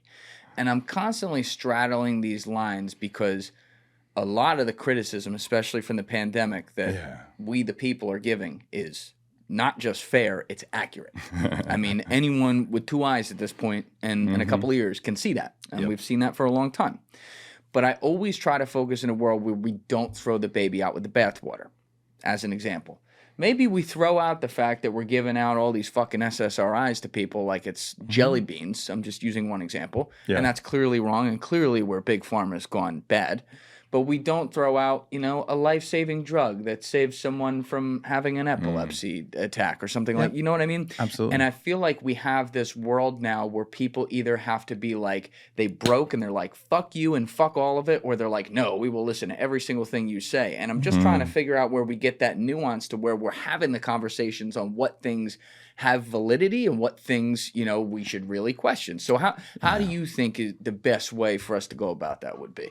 Well, it's impossible to think about something when you're stuck in fear. So you've got to do that F word, forgiveness. If you're stuck in fear, it's just old programming. It's just old trauma. It came from society, from coaches, from parents, from whatever the heck. A lot of it's really early childhood stuff. And you go through and you just religiously and rigorously run that reset process anytime anything triggers you. And if you're like, no, fuck them, then you need to get rid of that grudge. It's Do you do this regularly for yourself too? If you can find something that triggers me, yeah. I've spent 6 months of my life with electrodes on my head going through this stuff in order to be able to do what I do in the world, because I was kind of an asshole when I was younger. I didn't recognize I was pretty much always in a state of sympathetic activation. So I was Before you started to biohack yourself? Oh, yeah. Or even Yeah. after? Before, probably the first 5 years. I had some work to do, but I went through some heavy duty stuff at the start of Bulletproof Phone. I write about a lot of this in Heavily Meditated. One of the things that was the hardest for me was, but yeah, there's two things that most people choke on. So we have all this, everyone has childhood stuff, but it's injustice and betrayal. And entrepreneurs get just caught, it ruins people. And injustice is when you did the right thing and got punished for it. Like it just leaves you empty to do that. And then betrayal is when you trust someone close to you and then they intentionally harm you. Yeah. They're slightly different, but they leave a mark, like a spiritual injury that you got to heal if you can. So one of the things that got me was injustice. I had no idea what was going on with this, but I'll walk you through it because it's, I think, useful for people listening. So back in 2014, so by the way, I have a really big show, Wanna Webby and all that stuff. And I don't listen to podcasts. Like, I don't have time. Like, I hear you. I listened to like 3 of my girlfriend's podcasts because she told me to, and I listened to some web clips for years, but like, I'm not into podcasts. Yeah. You're a creator. That's Yeah. okay. So anyway, this guy named Joe Rogan reaches out and says, "Hey, I want you." 2014. Yeah, says I want you to like episode 400, 600 something. So I'm on. Okay, I'll come on the show, and I had a show back then as well. So I went on, and it caused a bump in sales, but not like a life-changing bump in sales, but it was super cool. But I was like, this is awesome, and I actually did a lot of stuff to help Joe. And then I came back on, and his buddy, who is kind of a part of all that, we'll say, had this idea that he was going to take the name Bulletproof and create his own company with it. And this is all documented. It's in the book. And at the same time, Joe's investing in a company that's copying my roadmap. So the day that company launches their MCT oil, he goes on his show and says, Dave Asprey is a liar and a con artist. And I've done nothing but speak the truth and be helpful to Joe and his audience. Now, the person I am today would be like, that sucks. Who cares, right? He's like, I'm going to keep doing what I do. At the time, it like rocked my world.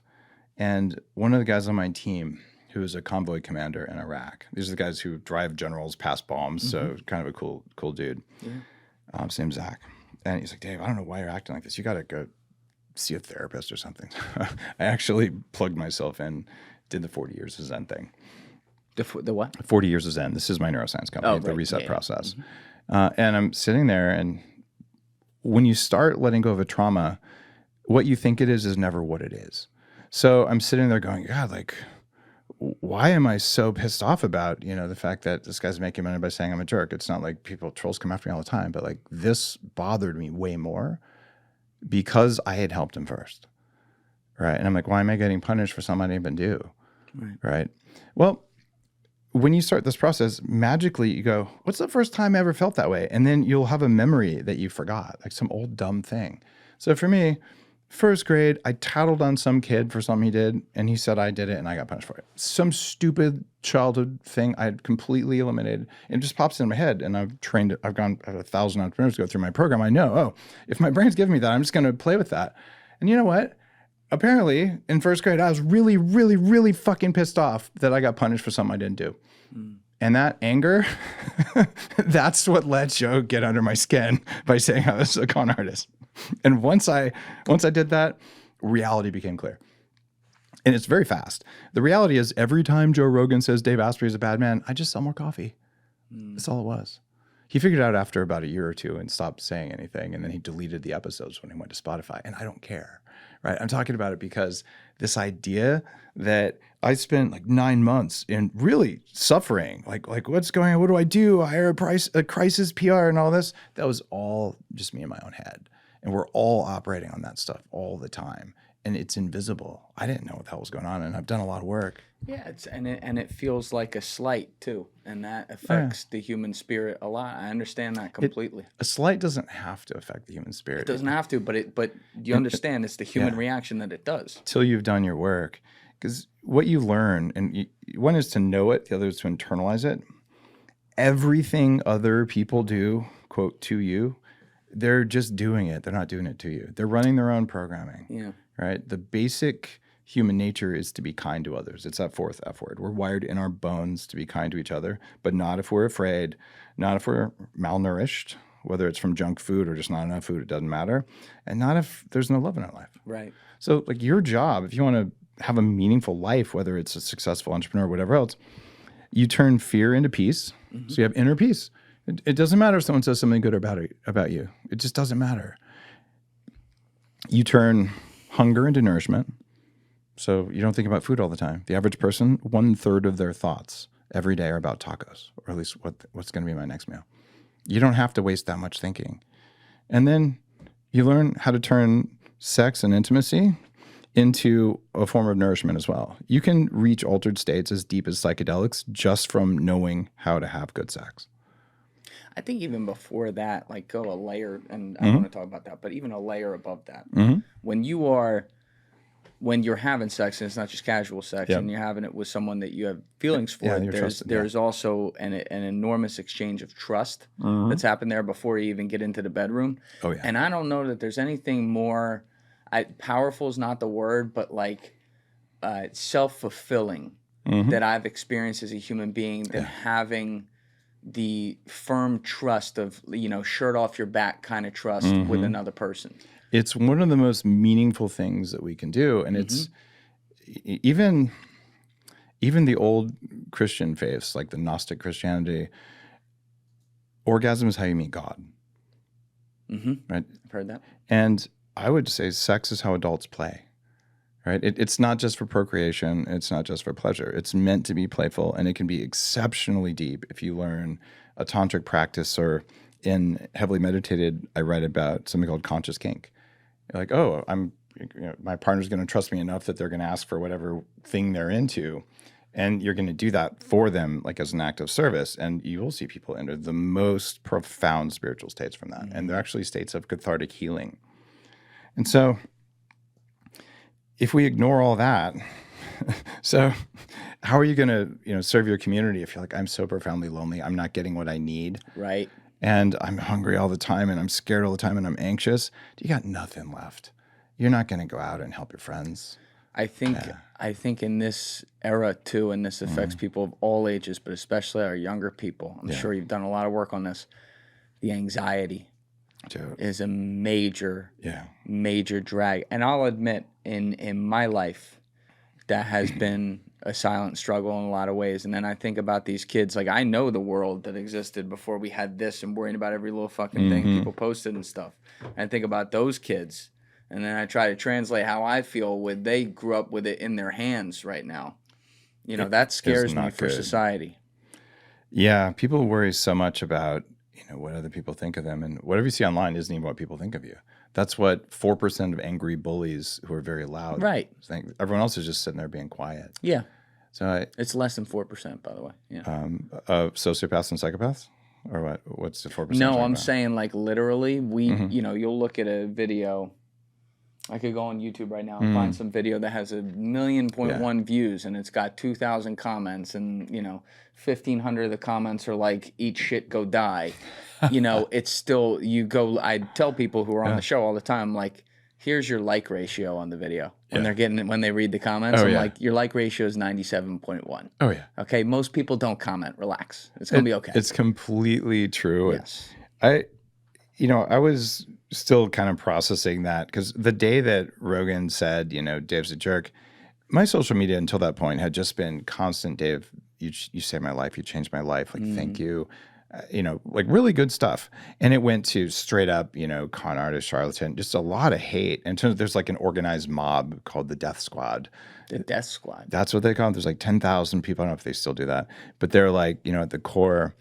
And so they'll decide someone's a bad person, and they'll all go en masse and just like shit all over their social media. And so it taught me so much. And what I do now, and I was in a conversation with Tim Ferriss, who's also dealt with his share of trolls. Yeah. So I had him on my podcast before he started his show.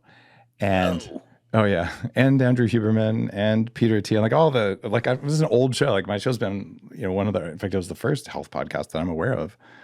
So, I got to talk to all these people, and I think it was Tim Ferriss who was telling me, look at Ratatouille. There's a scene in Ratatouille about critics, and that was really good.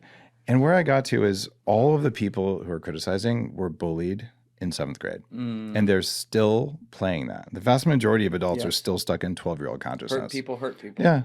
So, okay, now we're playing 7th grade games. I love 7th grade humor. That's where I am. So people, they'll say all this meanest stuff. I just respond, that's not what your mom said.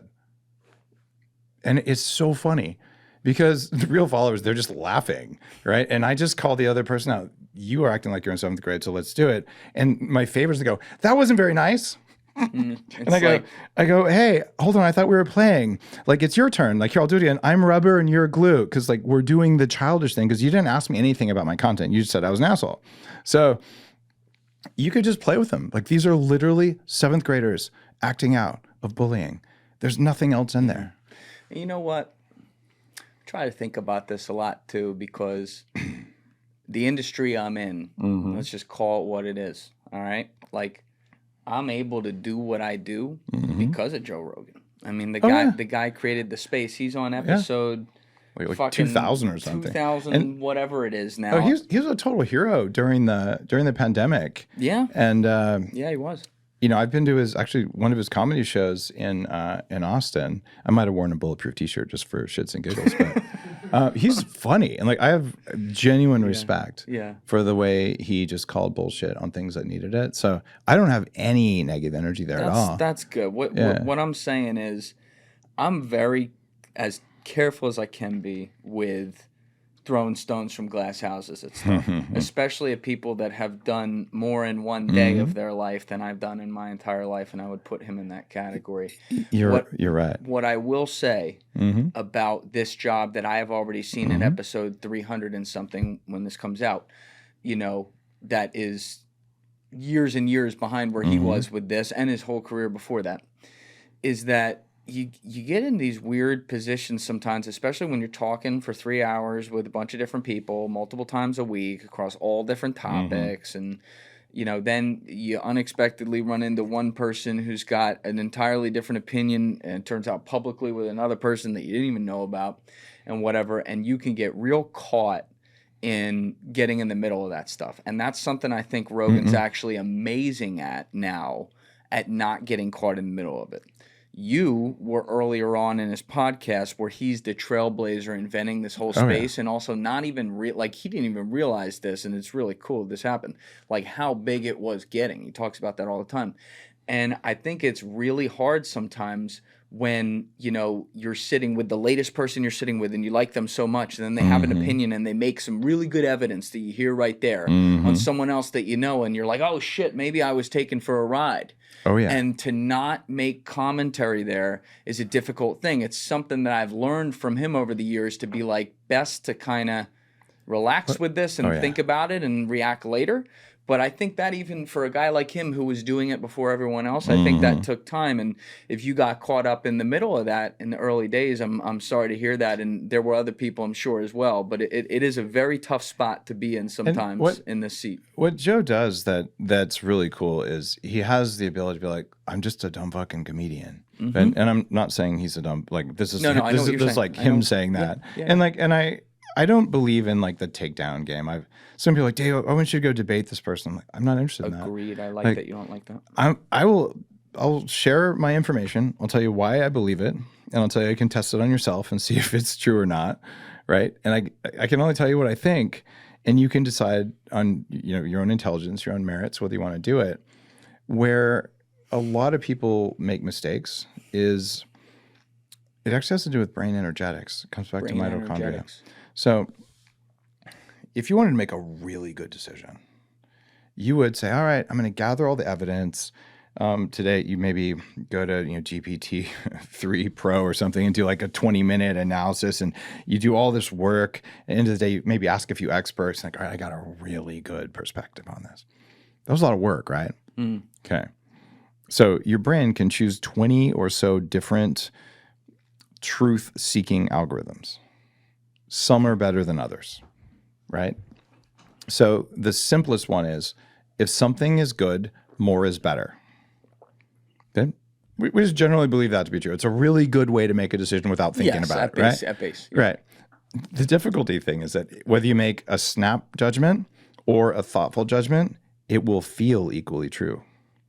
And this What do you mean by that? Well, your brain's going to convince you that whatever you think is real, right? And it'll tell you, use the lowest power decision-making algorithm that'll work, right? So whether you had time and energy to be mindful and really make a careful decision, or you looked at the two options, like, that one looks better, I'm going to choose this for that reason, and then you just kind of all pile in and you just believe that's real. So this is part of running in a body that is constantly trying to save energy and not waste it on thinking about stuff. So it's going to make you believe your own bullshit, right? And it's really easy to do that in a conversation because there's about, there's 50 plus, actually way more than that, but 50 main things I can think of, ways to convince someone to believe what you're saying. Even like if tactics, you're saying. Tactics, yeah. And the guy who taught me this, I think I was pretty ignorant on all this stuff, is Robert Cialdini. He wrote a book called Influence, many millions of copies sold. No, I own that book. Yeah. Yeah, you should get him on the show if you can. He's from University of Arizona. Brilliant dude. He goes undercover with like used car salesmen, insurance salesmen to figure out like, how do they do that? Yep. And you read the book, the reason it's valuable, it'll tell you how to know if someone's running an operation on you. Right? An operation being they're manipulating your subconscious parts to get you to trust them so that it feels true, even though it's not actually true. So that's a good book if you're in entrepreneurship or you're going to raise venture capital. I've definitely read some of that book before I own it. I don't know if I finished it, but I read some of that book. And what I've found, and this is like a brief part of Heavily Meditated, is that there's 4 kinds of people. This is something I learned from Lao Tzu's oral lineage. This is... You said loud suits. Yeah, exactly. Okay. My Chinese is not existent. So... Hey, listen, I ordered tuna rolls in a Chinese restaurant before, so you're at home right now. That's bad. It's like, where the fuck's the sushi? My Asian friends are like, we don't know him. I'm so sorry. Yeah, exactly. Like, don't give him chopsticks either. No, don't do that. I'll fuck him.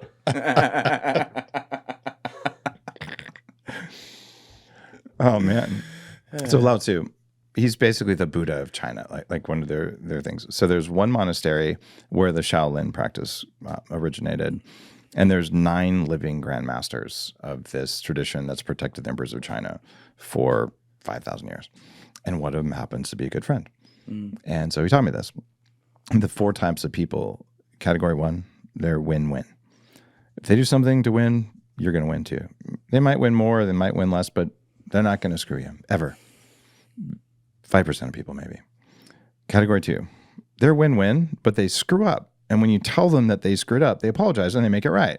It's like, hey man, you didn't do that thing and, it cost me some money or whatever. And they're like, oh my God, like, how can I make it up to you? Like they're just good people on a path, they're willing to make mistakes and admit it. Category 3 people, they're win-lose, but they think they're win-win. They believe their own story. We call those narcissists. Like yeah. Yep. And in the worst cases, you could have a video of them killing someone. They're in a locked room holding a knife covered in blood with the body, and you come in with the police, and they're like, I'm a good person. It wasn't me.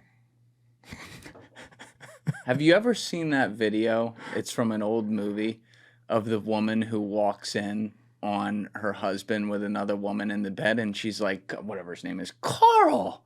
And he just looks at her, and then he and the woman start getting up out of the bed and getting dressed. And she's like, Carl, do you have it? And then in a minute, like the woman walks out fully dressed. He walks out, starts reading the paper, and she's like, Carl. Yeah. And he's like, nothing to see here. And he just gaslight the fuck out of her. That's like, I mean, it's an extreme example, I remember this video. That's it. Yeah. Yes. That is the perfect example. And these people, you cannot spot them because when they look at you, they're not lying.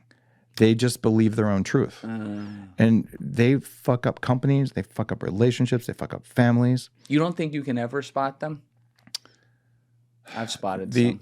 You can spot them over time, but when you first meet, you're not going to spot them. Okay, that's fair. There's definitely patterns you can spot to pick out a narcissist over time. But if you just meet someone, so you're going to hire someone, you're not going to do it. The only way to do it is by checking references really, really well, right?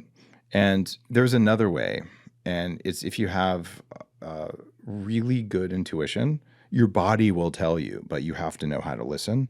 Or you have to have really intuitive friends or employees, and then you just use them. You know that thing we said earlier about female intuition? It's a thing. So check in with the most intuitive woman in your life if you want to just get a read on something. I read a book a decade ago. I think it was called The Psychology of the Female Brain. Interesting. Something like that. I was like, the title just stood out to me. I'm like, what the fuck? And I read it. It was very interesting because I realized the way...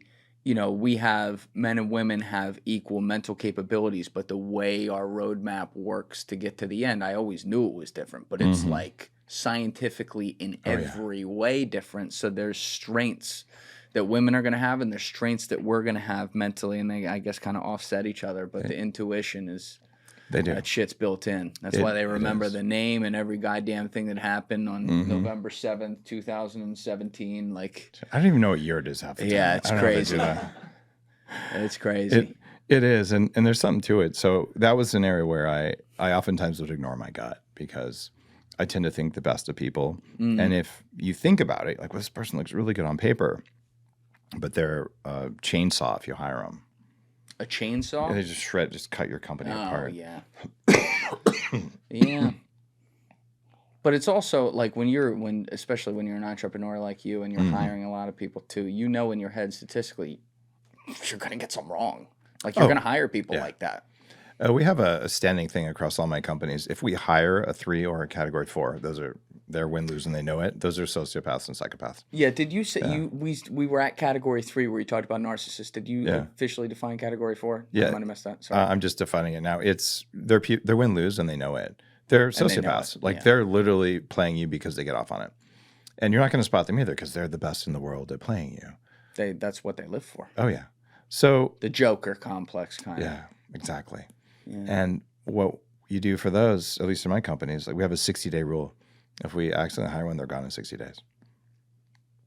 Because and right away. And then most people are like, well, I could fix it, or there's an excuse. And it's like, no, we watch really carefully. And even worse, you can have people who are generally good and trustworthy, category 2 people. And then like something happens in their life, a parent dies or they get a divorce or whatever, and some kind of trauma gets reactivated and they drop into category 3. So you got to constantly watch. And then, especially if you work with them for a while, you have the conversation, like the hard conversation, like something's going on here. And some of them, oh God, I didn't realize. And then they come back. Other ones, they just go dark. And it's like, all right, those behaviors, they just don't work here. It took me a long time to get there. You keep kind of hinting at this today, but I think we should go all the way there where you're talking about people's formation and how their environment shapes them. Oh, yeah. And they hold on to things, right? It's one of your themes you've gone through in a lot of different contexts today. But like, you've talked about some ways with some examples of how you were able to like forgive yourself or get rid of some burdens maybe that you were holding on to. But many people out there, myself included, but many people who are listening right now, whether they're consciously aware of it or they have to think about it now and then become aware of it, there's things that have happened in their past, bad to them, whatever it could be. It could be a relationship problem, it could be something personal when they were a kid, a way they were spoken to, where they grew up, whatever it was, that is now affecting the way that all of, like the butterfly effect of all their behaviors in the world. Everything that you see is shaped by that, but you don't know it's shaped by that because it's what you see. So how do you unshape that is my question. What are, at a base level? At a base level, anytime something triggers you, write it down.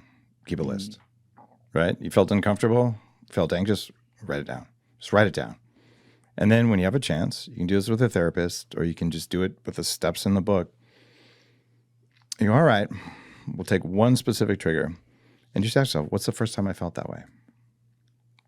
And you go, oh, like I was talking with one of my employees about this, and he's saying, oh yeah, first time I felt like that was my first job. I'm like, mm-mm. He goes, actually, that was the job before that. Mm-mm. And then 5 times asked the question. He goes, oh my God, the first time I really had that feeling in my body, there's like a felt somatic sense. He goes, it was sometime in 3rd grade when the teacher made me read out loud and I had dyslexia and I was so ashamed because I knew I couldn't read well enough. And like all of this corporate experience for 25 years of feeling like an imposter and not wanting to just, it was all because a teacher was mean to him. Okay? And I mentioned the thing with Joe Rogan, dude, it was all because the teacher was mean to me in 1st grade. And the teacher probably didn't even know they were being mean. Right? But it just left a mark. So once you go, oh my God, that's the first time I felt that way. Then there's a set of steps that go through. And the steps, real basically, do not try this without like reading it at least, or hire a therapist who knows transpersonal psychology and maybe EMDR. But what you do is you go, all right, you reactivate the feeling.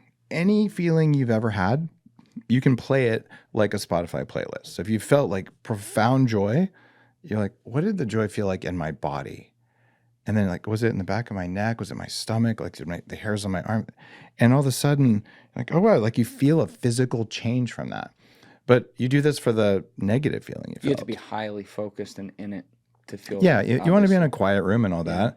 And you turn it on, maybe a little bit of breath work beforehand, but like, oh man, oh, that really was shitty. All you're doing, hey buddy, this is the pattern. And then you find one thing to be grateful for that.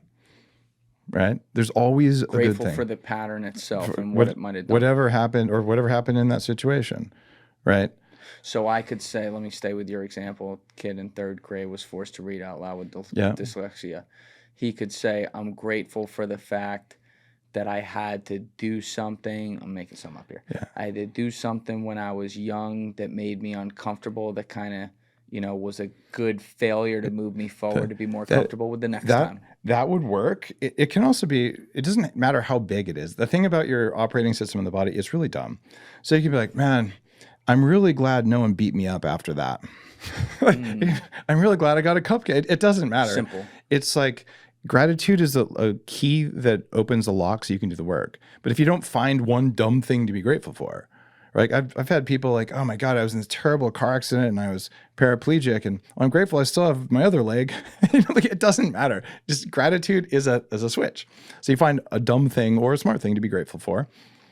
And then you go into this process of kind of seeing it from the other person's point of view. And you realize that whatever the other person did, it's because their parents did it to them. And you just realize, oh my God, we're all flawed human beings. Like nothing that happened to me was intentional. This other person was just doing what they were programmed to do, right? This is the human condition, right? And there's a set of things you do like around the field around your heart. When you do this, and we have a computer tracking your brain, we can see exactly what the brain waves do. Like you see big shifts, right? And you just lean into that feeling more. And here's why it works. The body knows you turned on the bad sensation. It goes, wait, you can't have gratitude and a bad sensation, and you can't have this deep somatic forgiveness. Therefore, this was a mistake, and it cancels the signal out permanently. If you think about this, imagine you went to like the iPhone psychologist, and you're like, hey doc, every time I try to work on my phone, I get these TikTok alerts and Messenger alerts and Instagram alerts, and they keep popping up, and it's really driving me nuts. And your psychologist goes, well, those are a fact of life. Just gently swipe them to the left and continue working. And you're like, I guess I could do that, but it kind of sucks. Yeah. So the way biohackers do it and the way the reset method works, let's teach you how to go in to system settings and just turn off those alerts. So you don't waste energy managing them anymore. Yeah. And probably the closest technique to the reset method would be EMDR, which you do with a therapist. And EMDR is a similar reset mode where a therapist moves your eyes back and forth at a certain rate. And if you do that in the right way, it kind of snaps you into this weird state where you can kind of float outside your body and look down at your behavior patterns without being reactive to them. And that's another way of getting to resolve it. But bottom line is, it feels like you're deciding these things. It feels like the feelings are you. The feelings are an ancient network of bacteria running a dumb operating system trying to keep you alive as if your brain wasn't in there. And they get to control how you feel about anything in the world around you based on stupid shit that happened in first grade. Or that happened when you were born. Programmed it that way. I was born with the cord wrapped around my neck 3 times. I didn't know that had any difference in anything.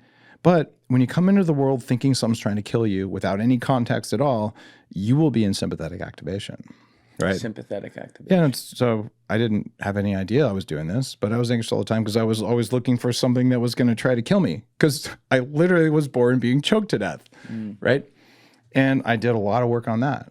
So birth trauma is a major, major factor that can shape how you interact with other people throughout your life. Which is totally subconscious because you don't remember it. Unless you're Terrence Howard. Apparently he remembers being born. But you can remember it.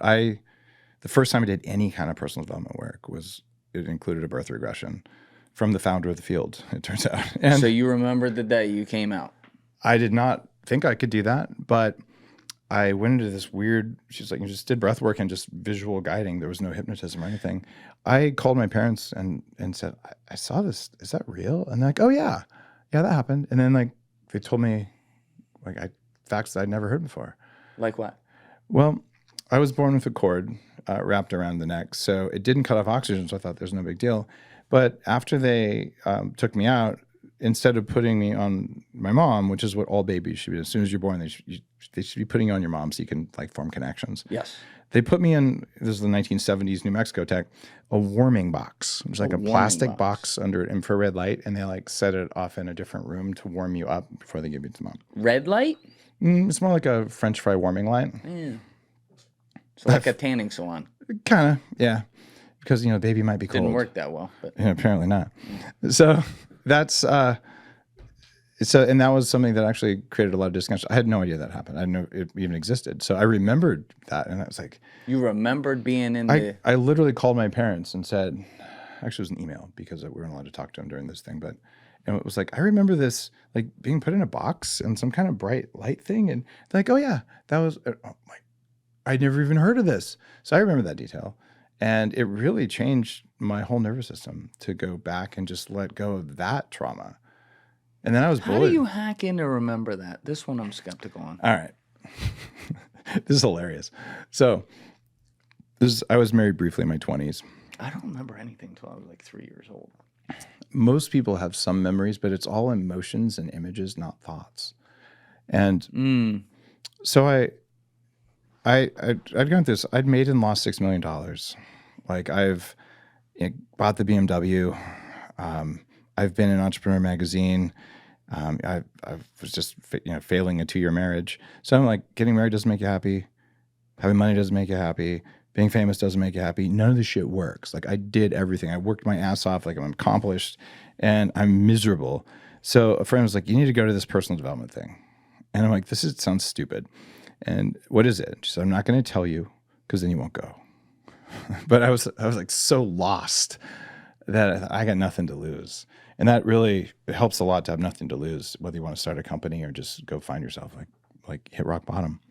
So I went to this thing, it was called the Star Foundation. And I walk in the door, this place in like somewhere in the Redwoods in California. And this lady, her name was Barbara, and she had these bright blue eyes like from Dune. She goes, "Tell me about your birth." And I'm like, hospitals, vaginas, not comfortable here. And she goes, "No, do you know anything?" And I said, "Well, I know I had the cord wrapped around my neck, but nothing mattered." She goes, "I thought so." And she takes this like printed out PowerPoint of like a SWOT analysis, like strength, weakness, opportunity, threat. And basically pinpoints all of my secrets, all of my stress patterns. And I was like, "How could you know that?" And she looked at me and she goes, "It's science. We've been studying for the last 30 years how the way you're born affects personality traits later in life." And it turns out she was the founder of the American Pre- and Perinatal Psychology Association. And when I walked in the door, because she was an amazing intuitive healer, she knew I had birth trauma just because of my way of being. She picked me out. She said, I want to do your birth regression with you. And she's literally, a little room in some old hotel thing where they were hosting this event. And she said, lay down, do some deep breaths, and just kind of remember this. And huge waves of emotions and sensation and feelings and terror and all these. I had no idea that was in there. I would have told you that was all complete garbage. But I got nothing to lose. It's the only reason I was even willing to go there. And I came out of that event. I did my first holotropic breathing there. You heard of that? I have heard of holotropic breathing. So can you explain that to people? Yeah. Who haven't? Back in the 50s, a guy named Stan Grof, a psychiatrist from Czechoslovakia, back when it was Czechoslovakia, he treated 3,000 patients with LSD, legally, made by Sandoz Pharmaceuticals, company still around today. And he had great results. And he figured out these patterns. Then they made it illegal. So he and his wife, June, went out and created a way of breathing that makes you trip balls like you're on acid. They took it from a yogic tradition, very similar to what Wim Hof does today. And they've been teaching this ever since. So Stan is considered the father of the field of transpersonal psychology, where all this healing work comes from. And I had the honor of hosting a breath workshop with him when he was 94 and having him on my show. So we had taught 200 people how to do his kind of breath work. And when you do it, you do really fast, really deep breathing with movie soundtrack music playing in a dark room and someone sitting with you. And you will go places. I've had more visions from that than any medicine I've used. It is deep, deep, powerful work. Are those places real, or are they contrived of an experience that you are creating? Probably some of both. What Stan discovered in his work is that there's 5 stages of birth. There's the I just got conceived and there's lots of space. I'm floating around and what the fuck is going on in here stage. Okay. And there is a consciousness. You have 1 cell, then 2 cells, then 8 cells, then zygote. This isn't like a brain consciousness. It's a cellular consciousness, but cells are conscious. They're learning how to talk to each other. I'm going to become an arm. I'm going to become a brain. It all happens. We kind of have that mapped out really well. And then there's the stage where it's getting crowded in here. And then there's a stage where something's trying to smash me to death. What the fuck? That would be around birth. And then there's a stage of I made it through this tunnel-like smashy thing, and I come into the world, and there's new sensations with light and sound and air and whatever you're exposed to that. And then I think the final step is when you connect with your parents. And he found that all of his people with what they call neuroses, but basically anxiety, were stuck at one of those stages. And the hardest ones were around being born and right after birth. And when he would use LSD or holotropic breathing with people, they could go back and heal those traumas, which would then change everything. And all of transpersonal psychology is a form of time travel. Time travel. It's not that you're really traveling in time. It's that every word in your mind, every memory in your mind is accessed through an emotion associated with it. So that's what in database work we call the primary key. It's how you look things up. And that's not apparent to us, but that's how it works. Sure. So if you have a negative or a painful emotion associated with something, everything associated with it is named that. So if you can go back in time and re-experience what that birth was like, whether you're doing breath work or whatever the thing is, and change the pattern, every experience that was labeled with that negative pattern stops being labeled with it, and now it's labeled with a positive pattern, which is why you go back as far as you can in your memories, and you do your deep healing work then, because every trauma that happened since then will fall like dominoes. It's like you went back in time, fixed the originating trauma, and all the other traumas just stop mattering. That's the part where I'm like, how real is that? How can you fix something that has been, if we want to go back to birth, something that's been ingrained in you since the moment you stepped into the light or right before? How do you really undo that? Oh, it's actually not as hard as you might think. There's multiple techniques. All of them are around transpersonal. There's psychedelic journeying, there's breath work, there's somatic therapy. Somatic therapy? Most of what we experience at that age is felt in the body. So somatic therapy is about finding the feeling in the body and actually looking for it in the tissues. And I mentioned before that you have this separate intelligence of mitochondria, distributed network throughout the body that has its own things. It has its own traumas, it has its own memories, it has its own behaviors that affect the world before you get to see it. So you may have experienced this. You ever be with a woman and massage her hips or see her get hip work done? Any body work will tell you this. You massage a woman's hips, they'll start crying, right? I'm seeing a nod over there, right? It's because our bodies store trauma in our tissues. The fascia is actually an information network in the body, and the trauma is there. So you get your thumbs in and you push on it, and like, I have no idea why I'm crying, but then it's just a release. So somatic therapy is like, it's not all in your head, it's in your body, and then in your head. And if you try to think it's in our head, it doesn't work.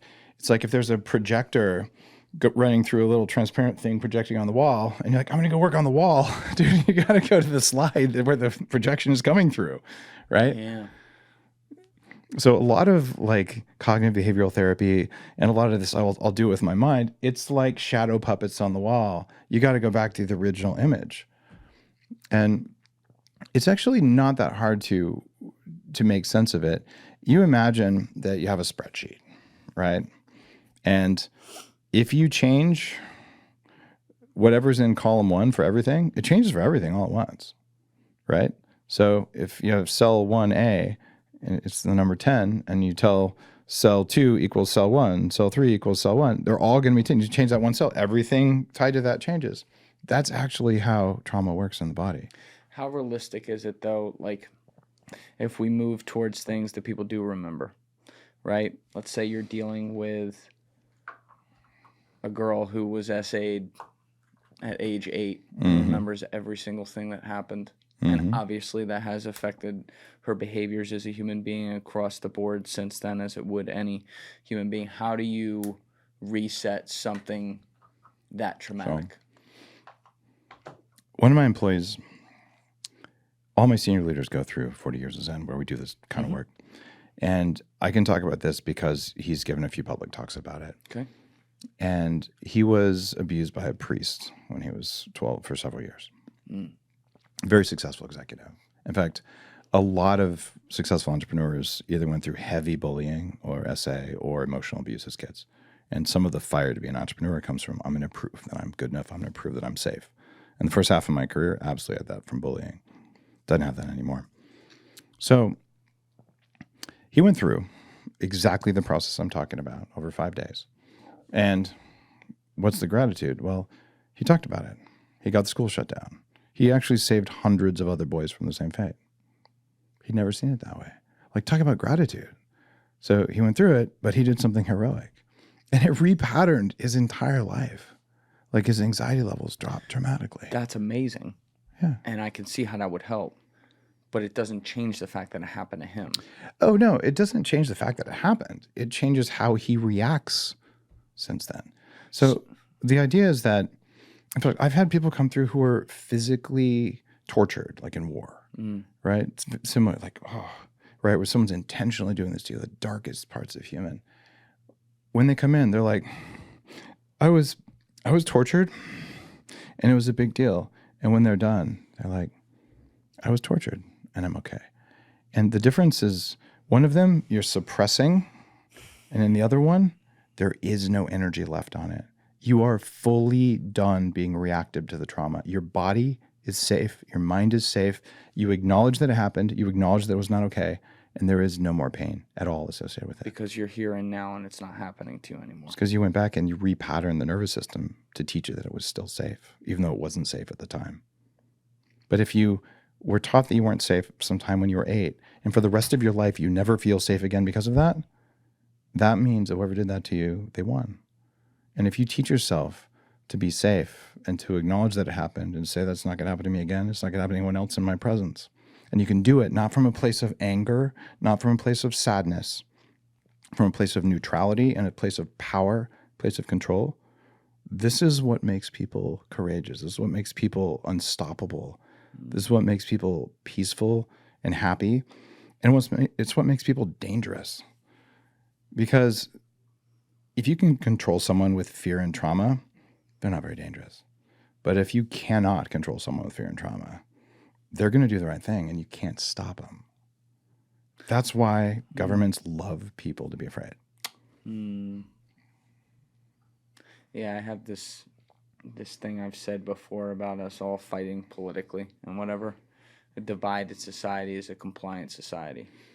And I think that the core of why that is exactly what you're saying. Oh, yeah. You give each side, human psychology, you give them something to be really upset about or fearful of, and they will other people. Oh, yeah. And fight with each other about it while the people who are the puppeteers laugh. They're laughing. While they're fighting over the 5% that they really don't give a fuck about up here. And the idea of sides is very childish. Oh, I totally agree. The world is based on polarities. You cannot have anything. You can't have peace without war. You can't have joy without pain. You can't have male without female. You can't have, power without powerlessness. Like all of them. So every polarity out there, when you are truly a master, you can move to either side of that polarity without being afraid, without having an emotional reaction. It's all play. That's what enlightenment looks like. Well, that's the thing. You can try to live in a world that you want to exist that doesn't. That's narcissistic.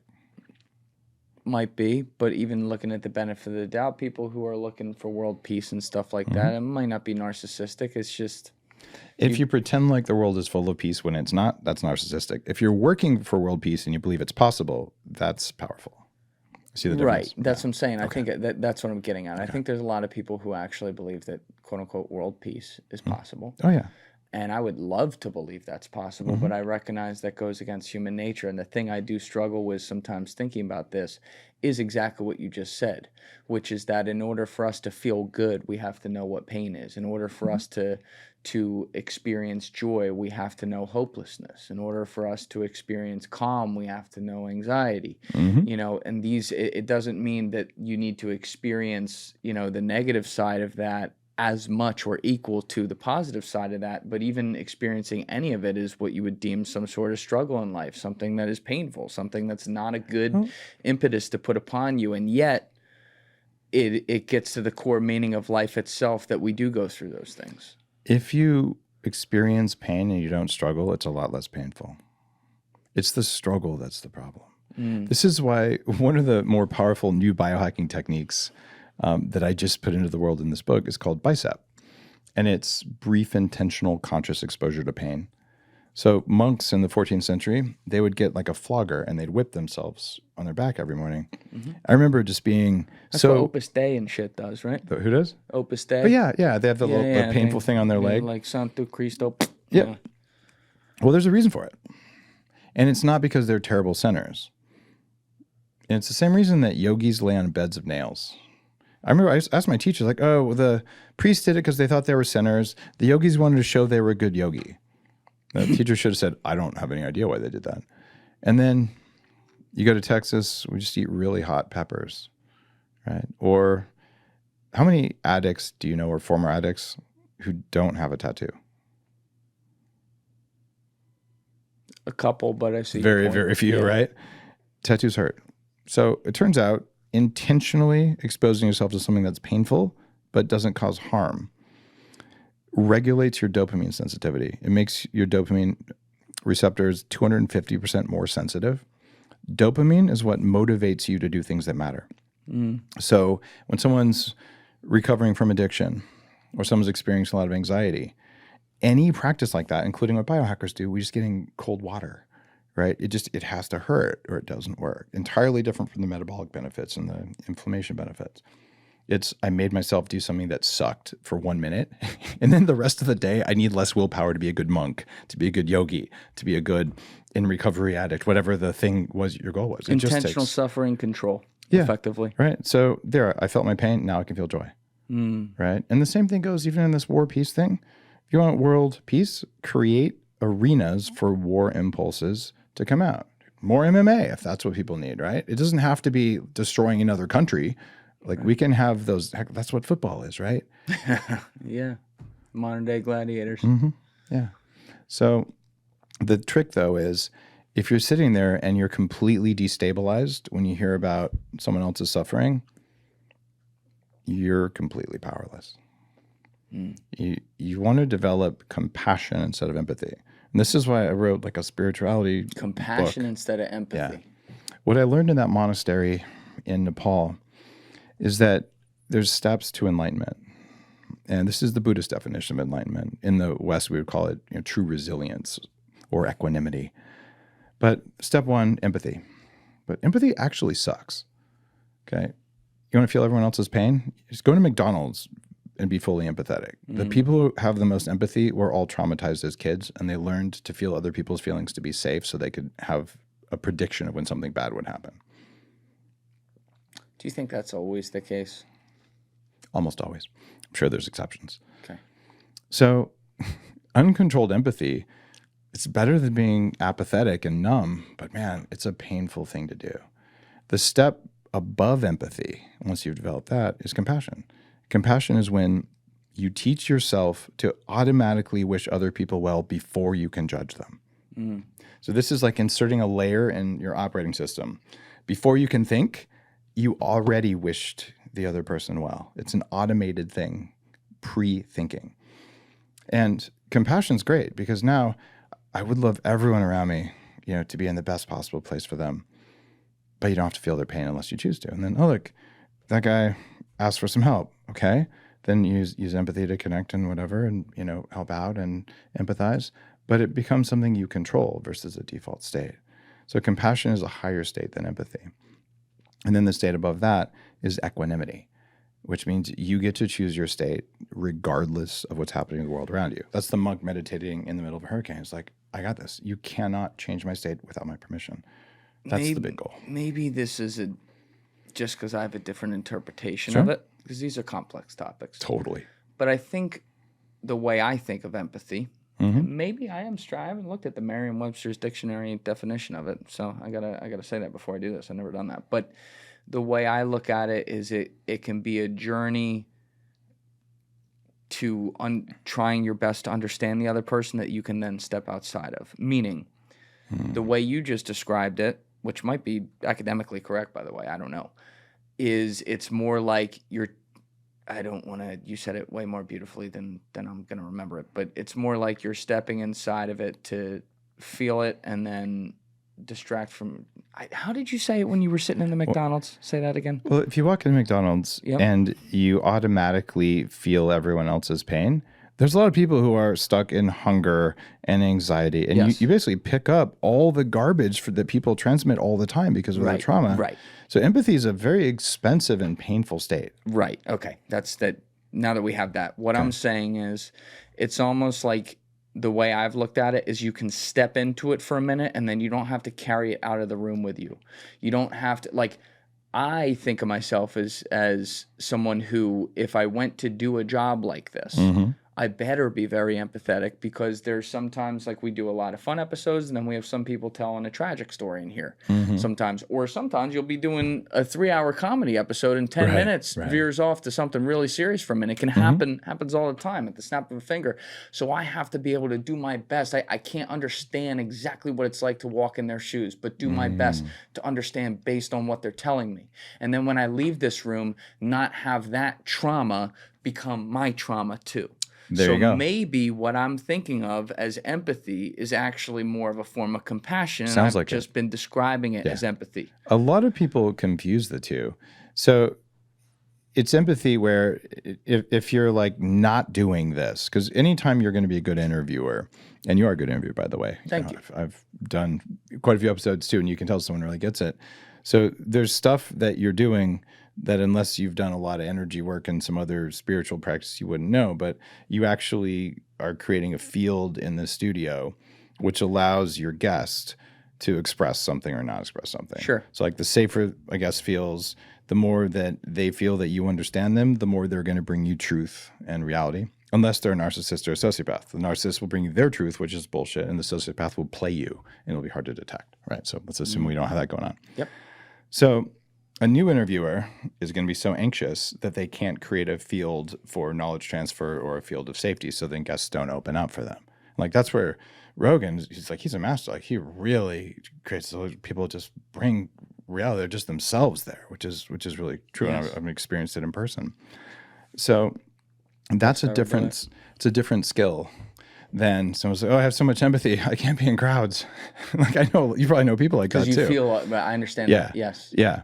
But the worst of all, imagine if whether you had desire or no desire, you couldn't feel any empathy for people. Like that's a dark place to be. Yes. Right. So empathy is better than none, and compassion is better than empathy. And then being able to choose your state on top of compassion so that no one can take you out of your state. That's the game. Right.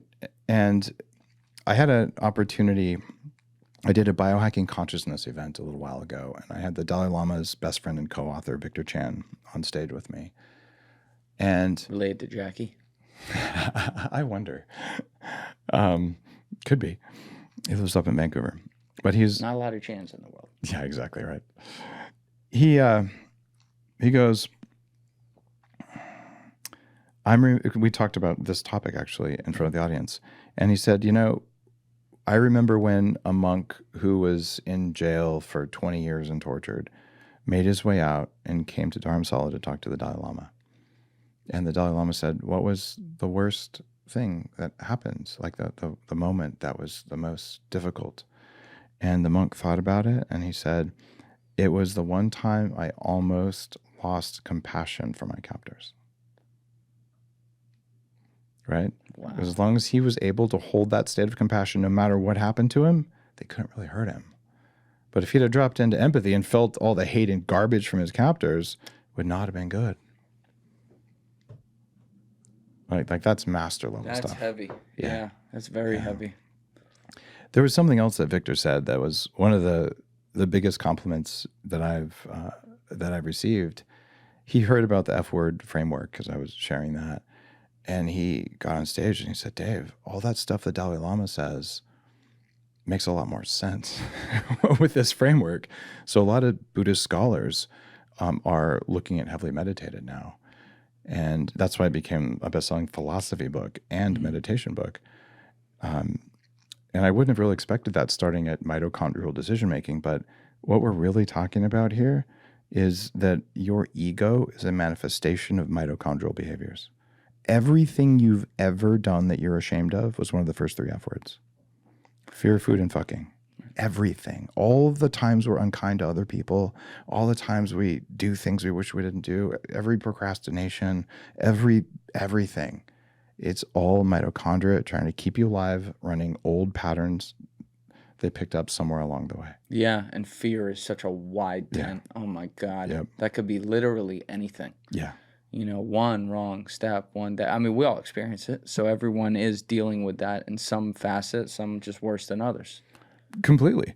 And the easiest thing to do to get up from that is get your energy back. Like learn how to eat, learn how to sleep. Like get a really floral mask for your eyes, like the one you have. Yours has flowers on it. It's not a flowered one, but it feels that way. Lace. Dave was watching me talk about this in the past before he came here. He was making fun of me for it. It does work, though. Shout out Luisa Nicola. She really... I didn't want to try it, but that was a game changer. The darkness is...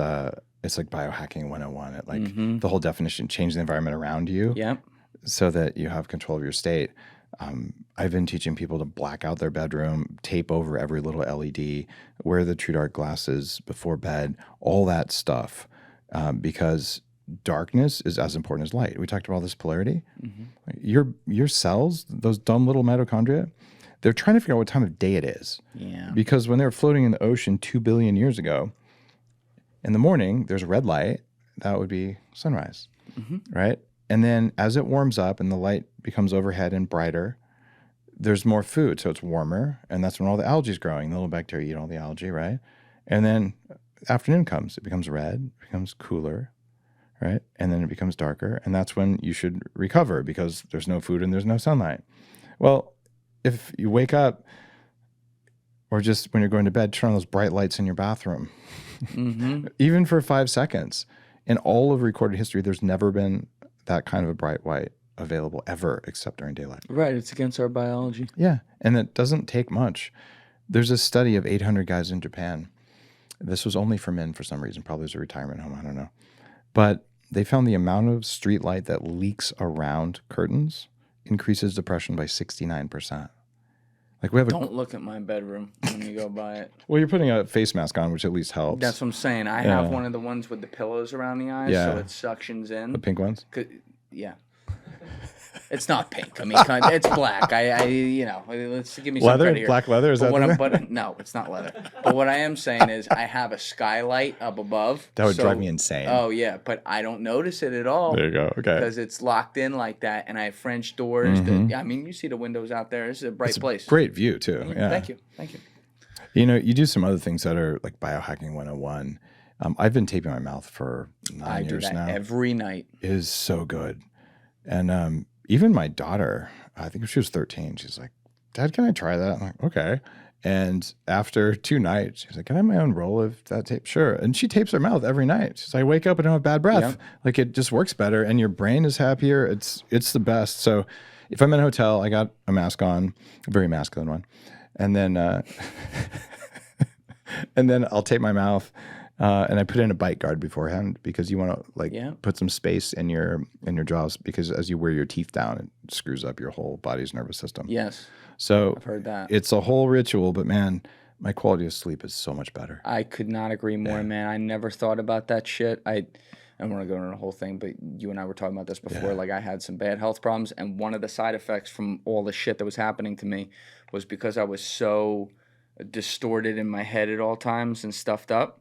For 3 years, for the first time in my life, I became a mouth breather, and it changed the entire shape of my face and everything. And so obviously I started to fix that as I got treatment that was working. But the last step that really took me over the top there is that almost every human being, if left to their own devices, when they sleep, at some point in the night, they'll do some mouth breathing. So I started taping my mouth shut, and like the shape of my face changed back to what it used to be, which is like a crazy relief compared to where it was. But I sleep with that, the nose strip, and the eye mask, and I swear by them. I will not ever sleep without those things. There's a side benefit. You have a girlfriend?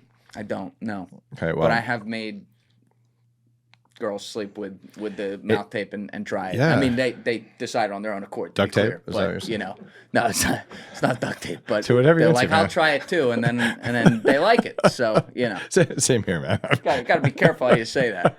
I tell even married couples when I'm doing like relationship work with them, it's like that's good for the marriage because if both people are taped, you won't yell at each other. You can shut the fuck up. That's right. That is a nice little side effect. Just being honest.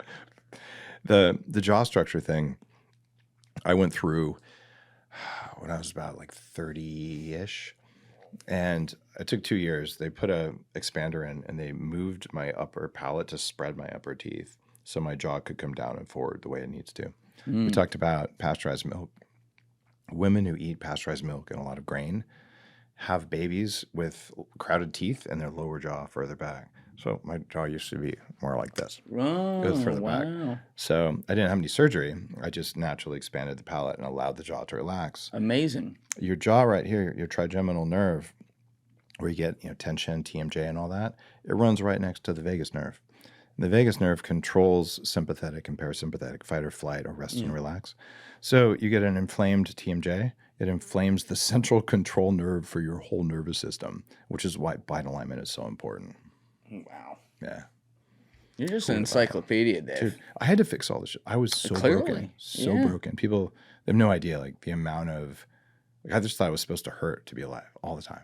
Yeah, and just brain fog and emotional reactivity, and I didn't even know I had anxiety because it was always there. You feel happy now, too? Dude, yeah.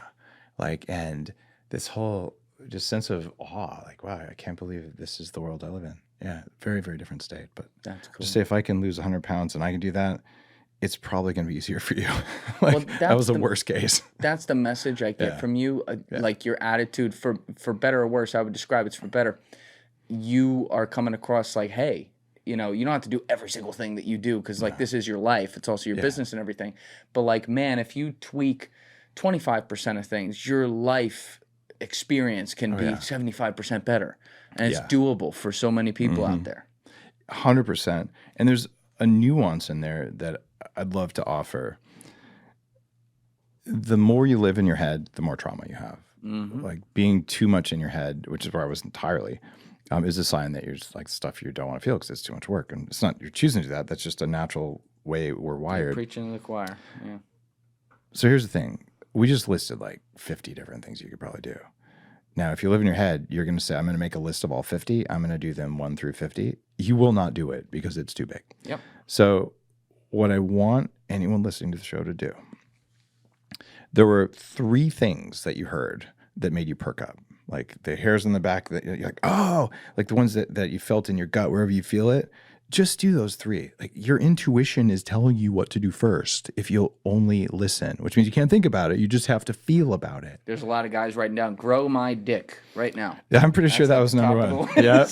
Yeah. I'll take 2 inches. Yep. There you go. Wasabi method took everything. There's nothing left. And I would say do that. And one of the things I talked about, whichever one it is, that talks about adding more energy to your system, like learning how to eat right, learning how to sleep right, adding more energy. That means when you deal with whatever fear you have, whatever hunger you have, whatever lust or love or whatever, you need enough at the end to invest back in transforming yourself. And if you're just so depleted energetically, add more energy to the system and then stop wasting on fear and on hunger and on OnlyFans or wherever you're wasting it. Right. That's the right order, but trying to do this when you're low energy, it's stupid. Like get your testosterone and thyroid checked. Yeah, like, that's an easy thing to do. That's an easy thing to start with. I like that. Take off bite sizes and start building and build new habits. That's awesome shit. Well, people can get the links to your books down below. We'll have all that. We'll have your website as well as some of your businesses. I'm going to try this coffee out there next. It smells incredible. I just got to go to the bathroom, but if you don't mind, when we come back, I'd love to do a Patreon episode with you too. I got a lot of longevity questions, so there's going to be good shit in here. Okay. Everybody else, you know what it is. Give it a thought. Get back to me. Peace. Thank you guys for watching the episode. If you haven't already, please hit that subscribe button and smash that like button on the video. They're both a huge, huge help. And if you would like to follow me on Instagram and X, those links are in my description below.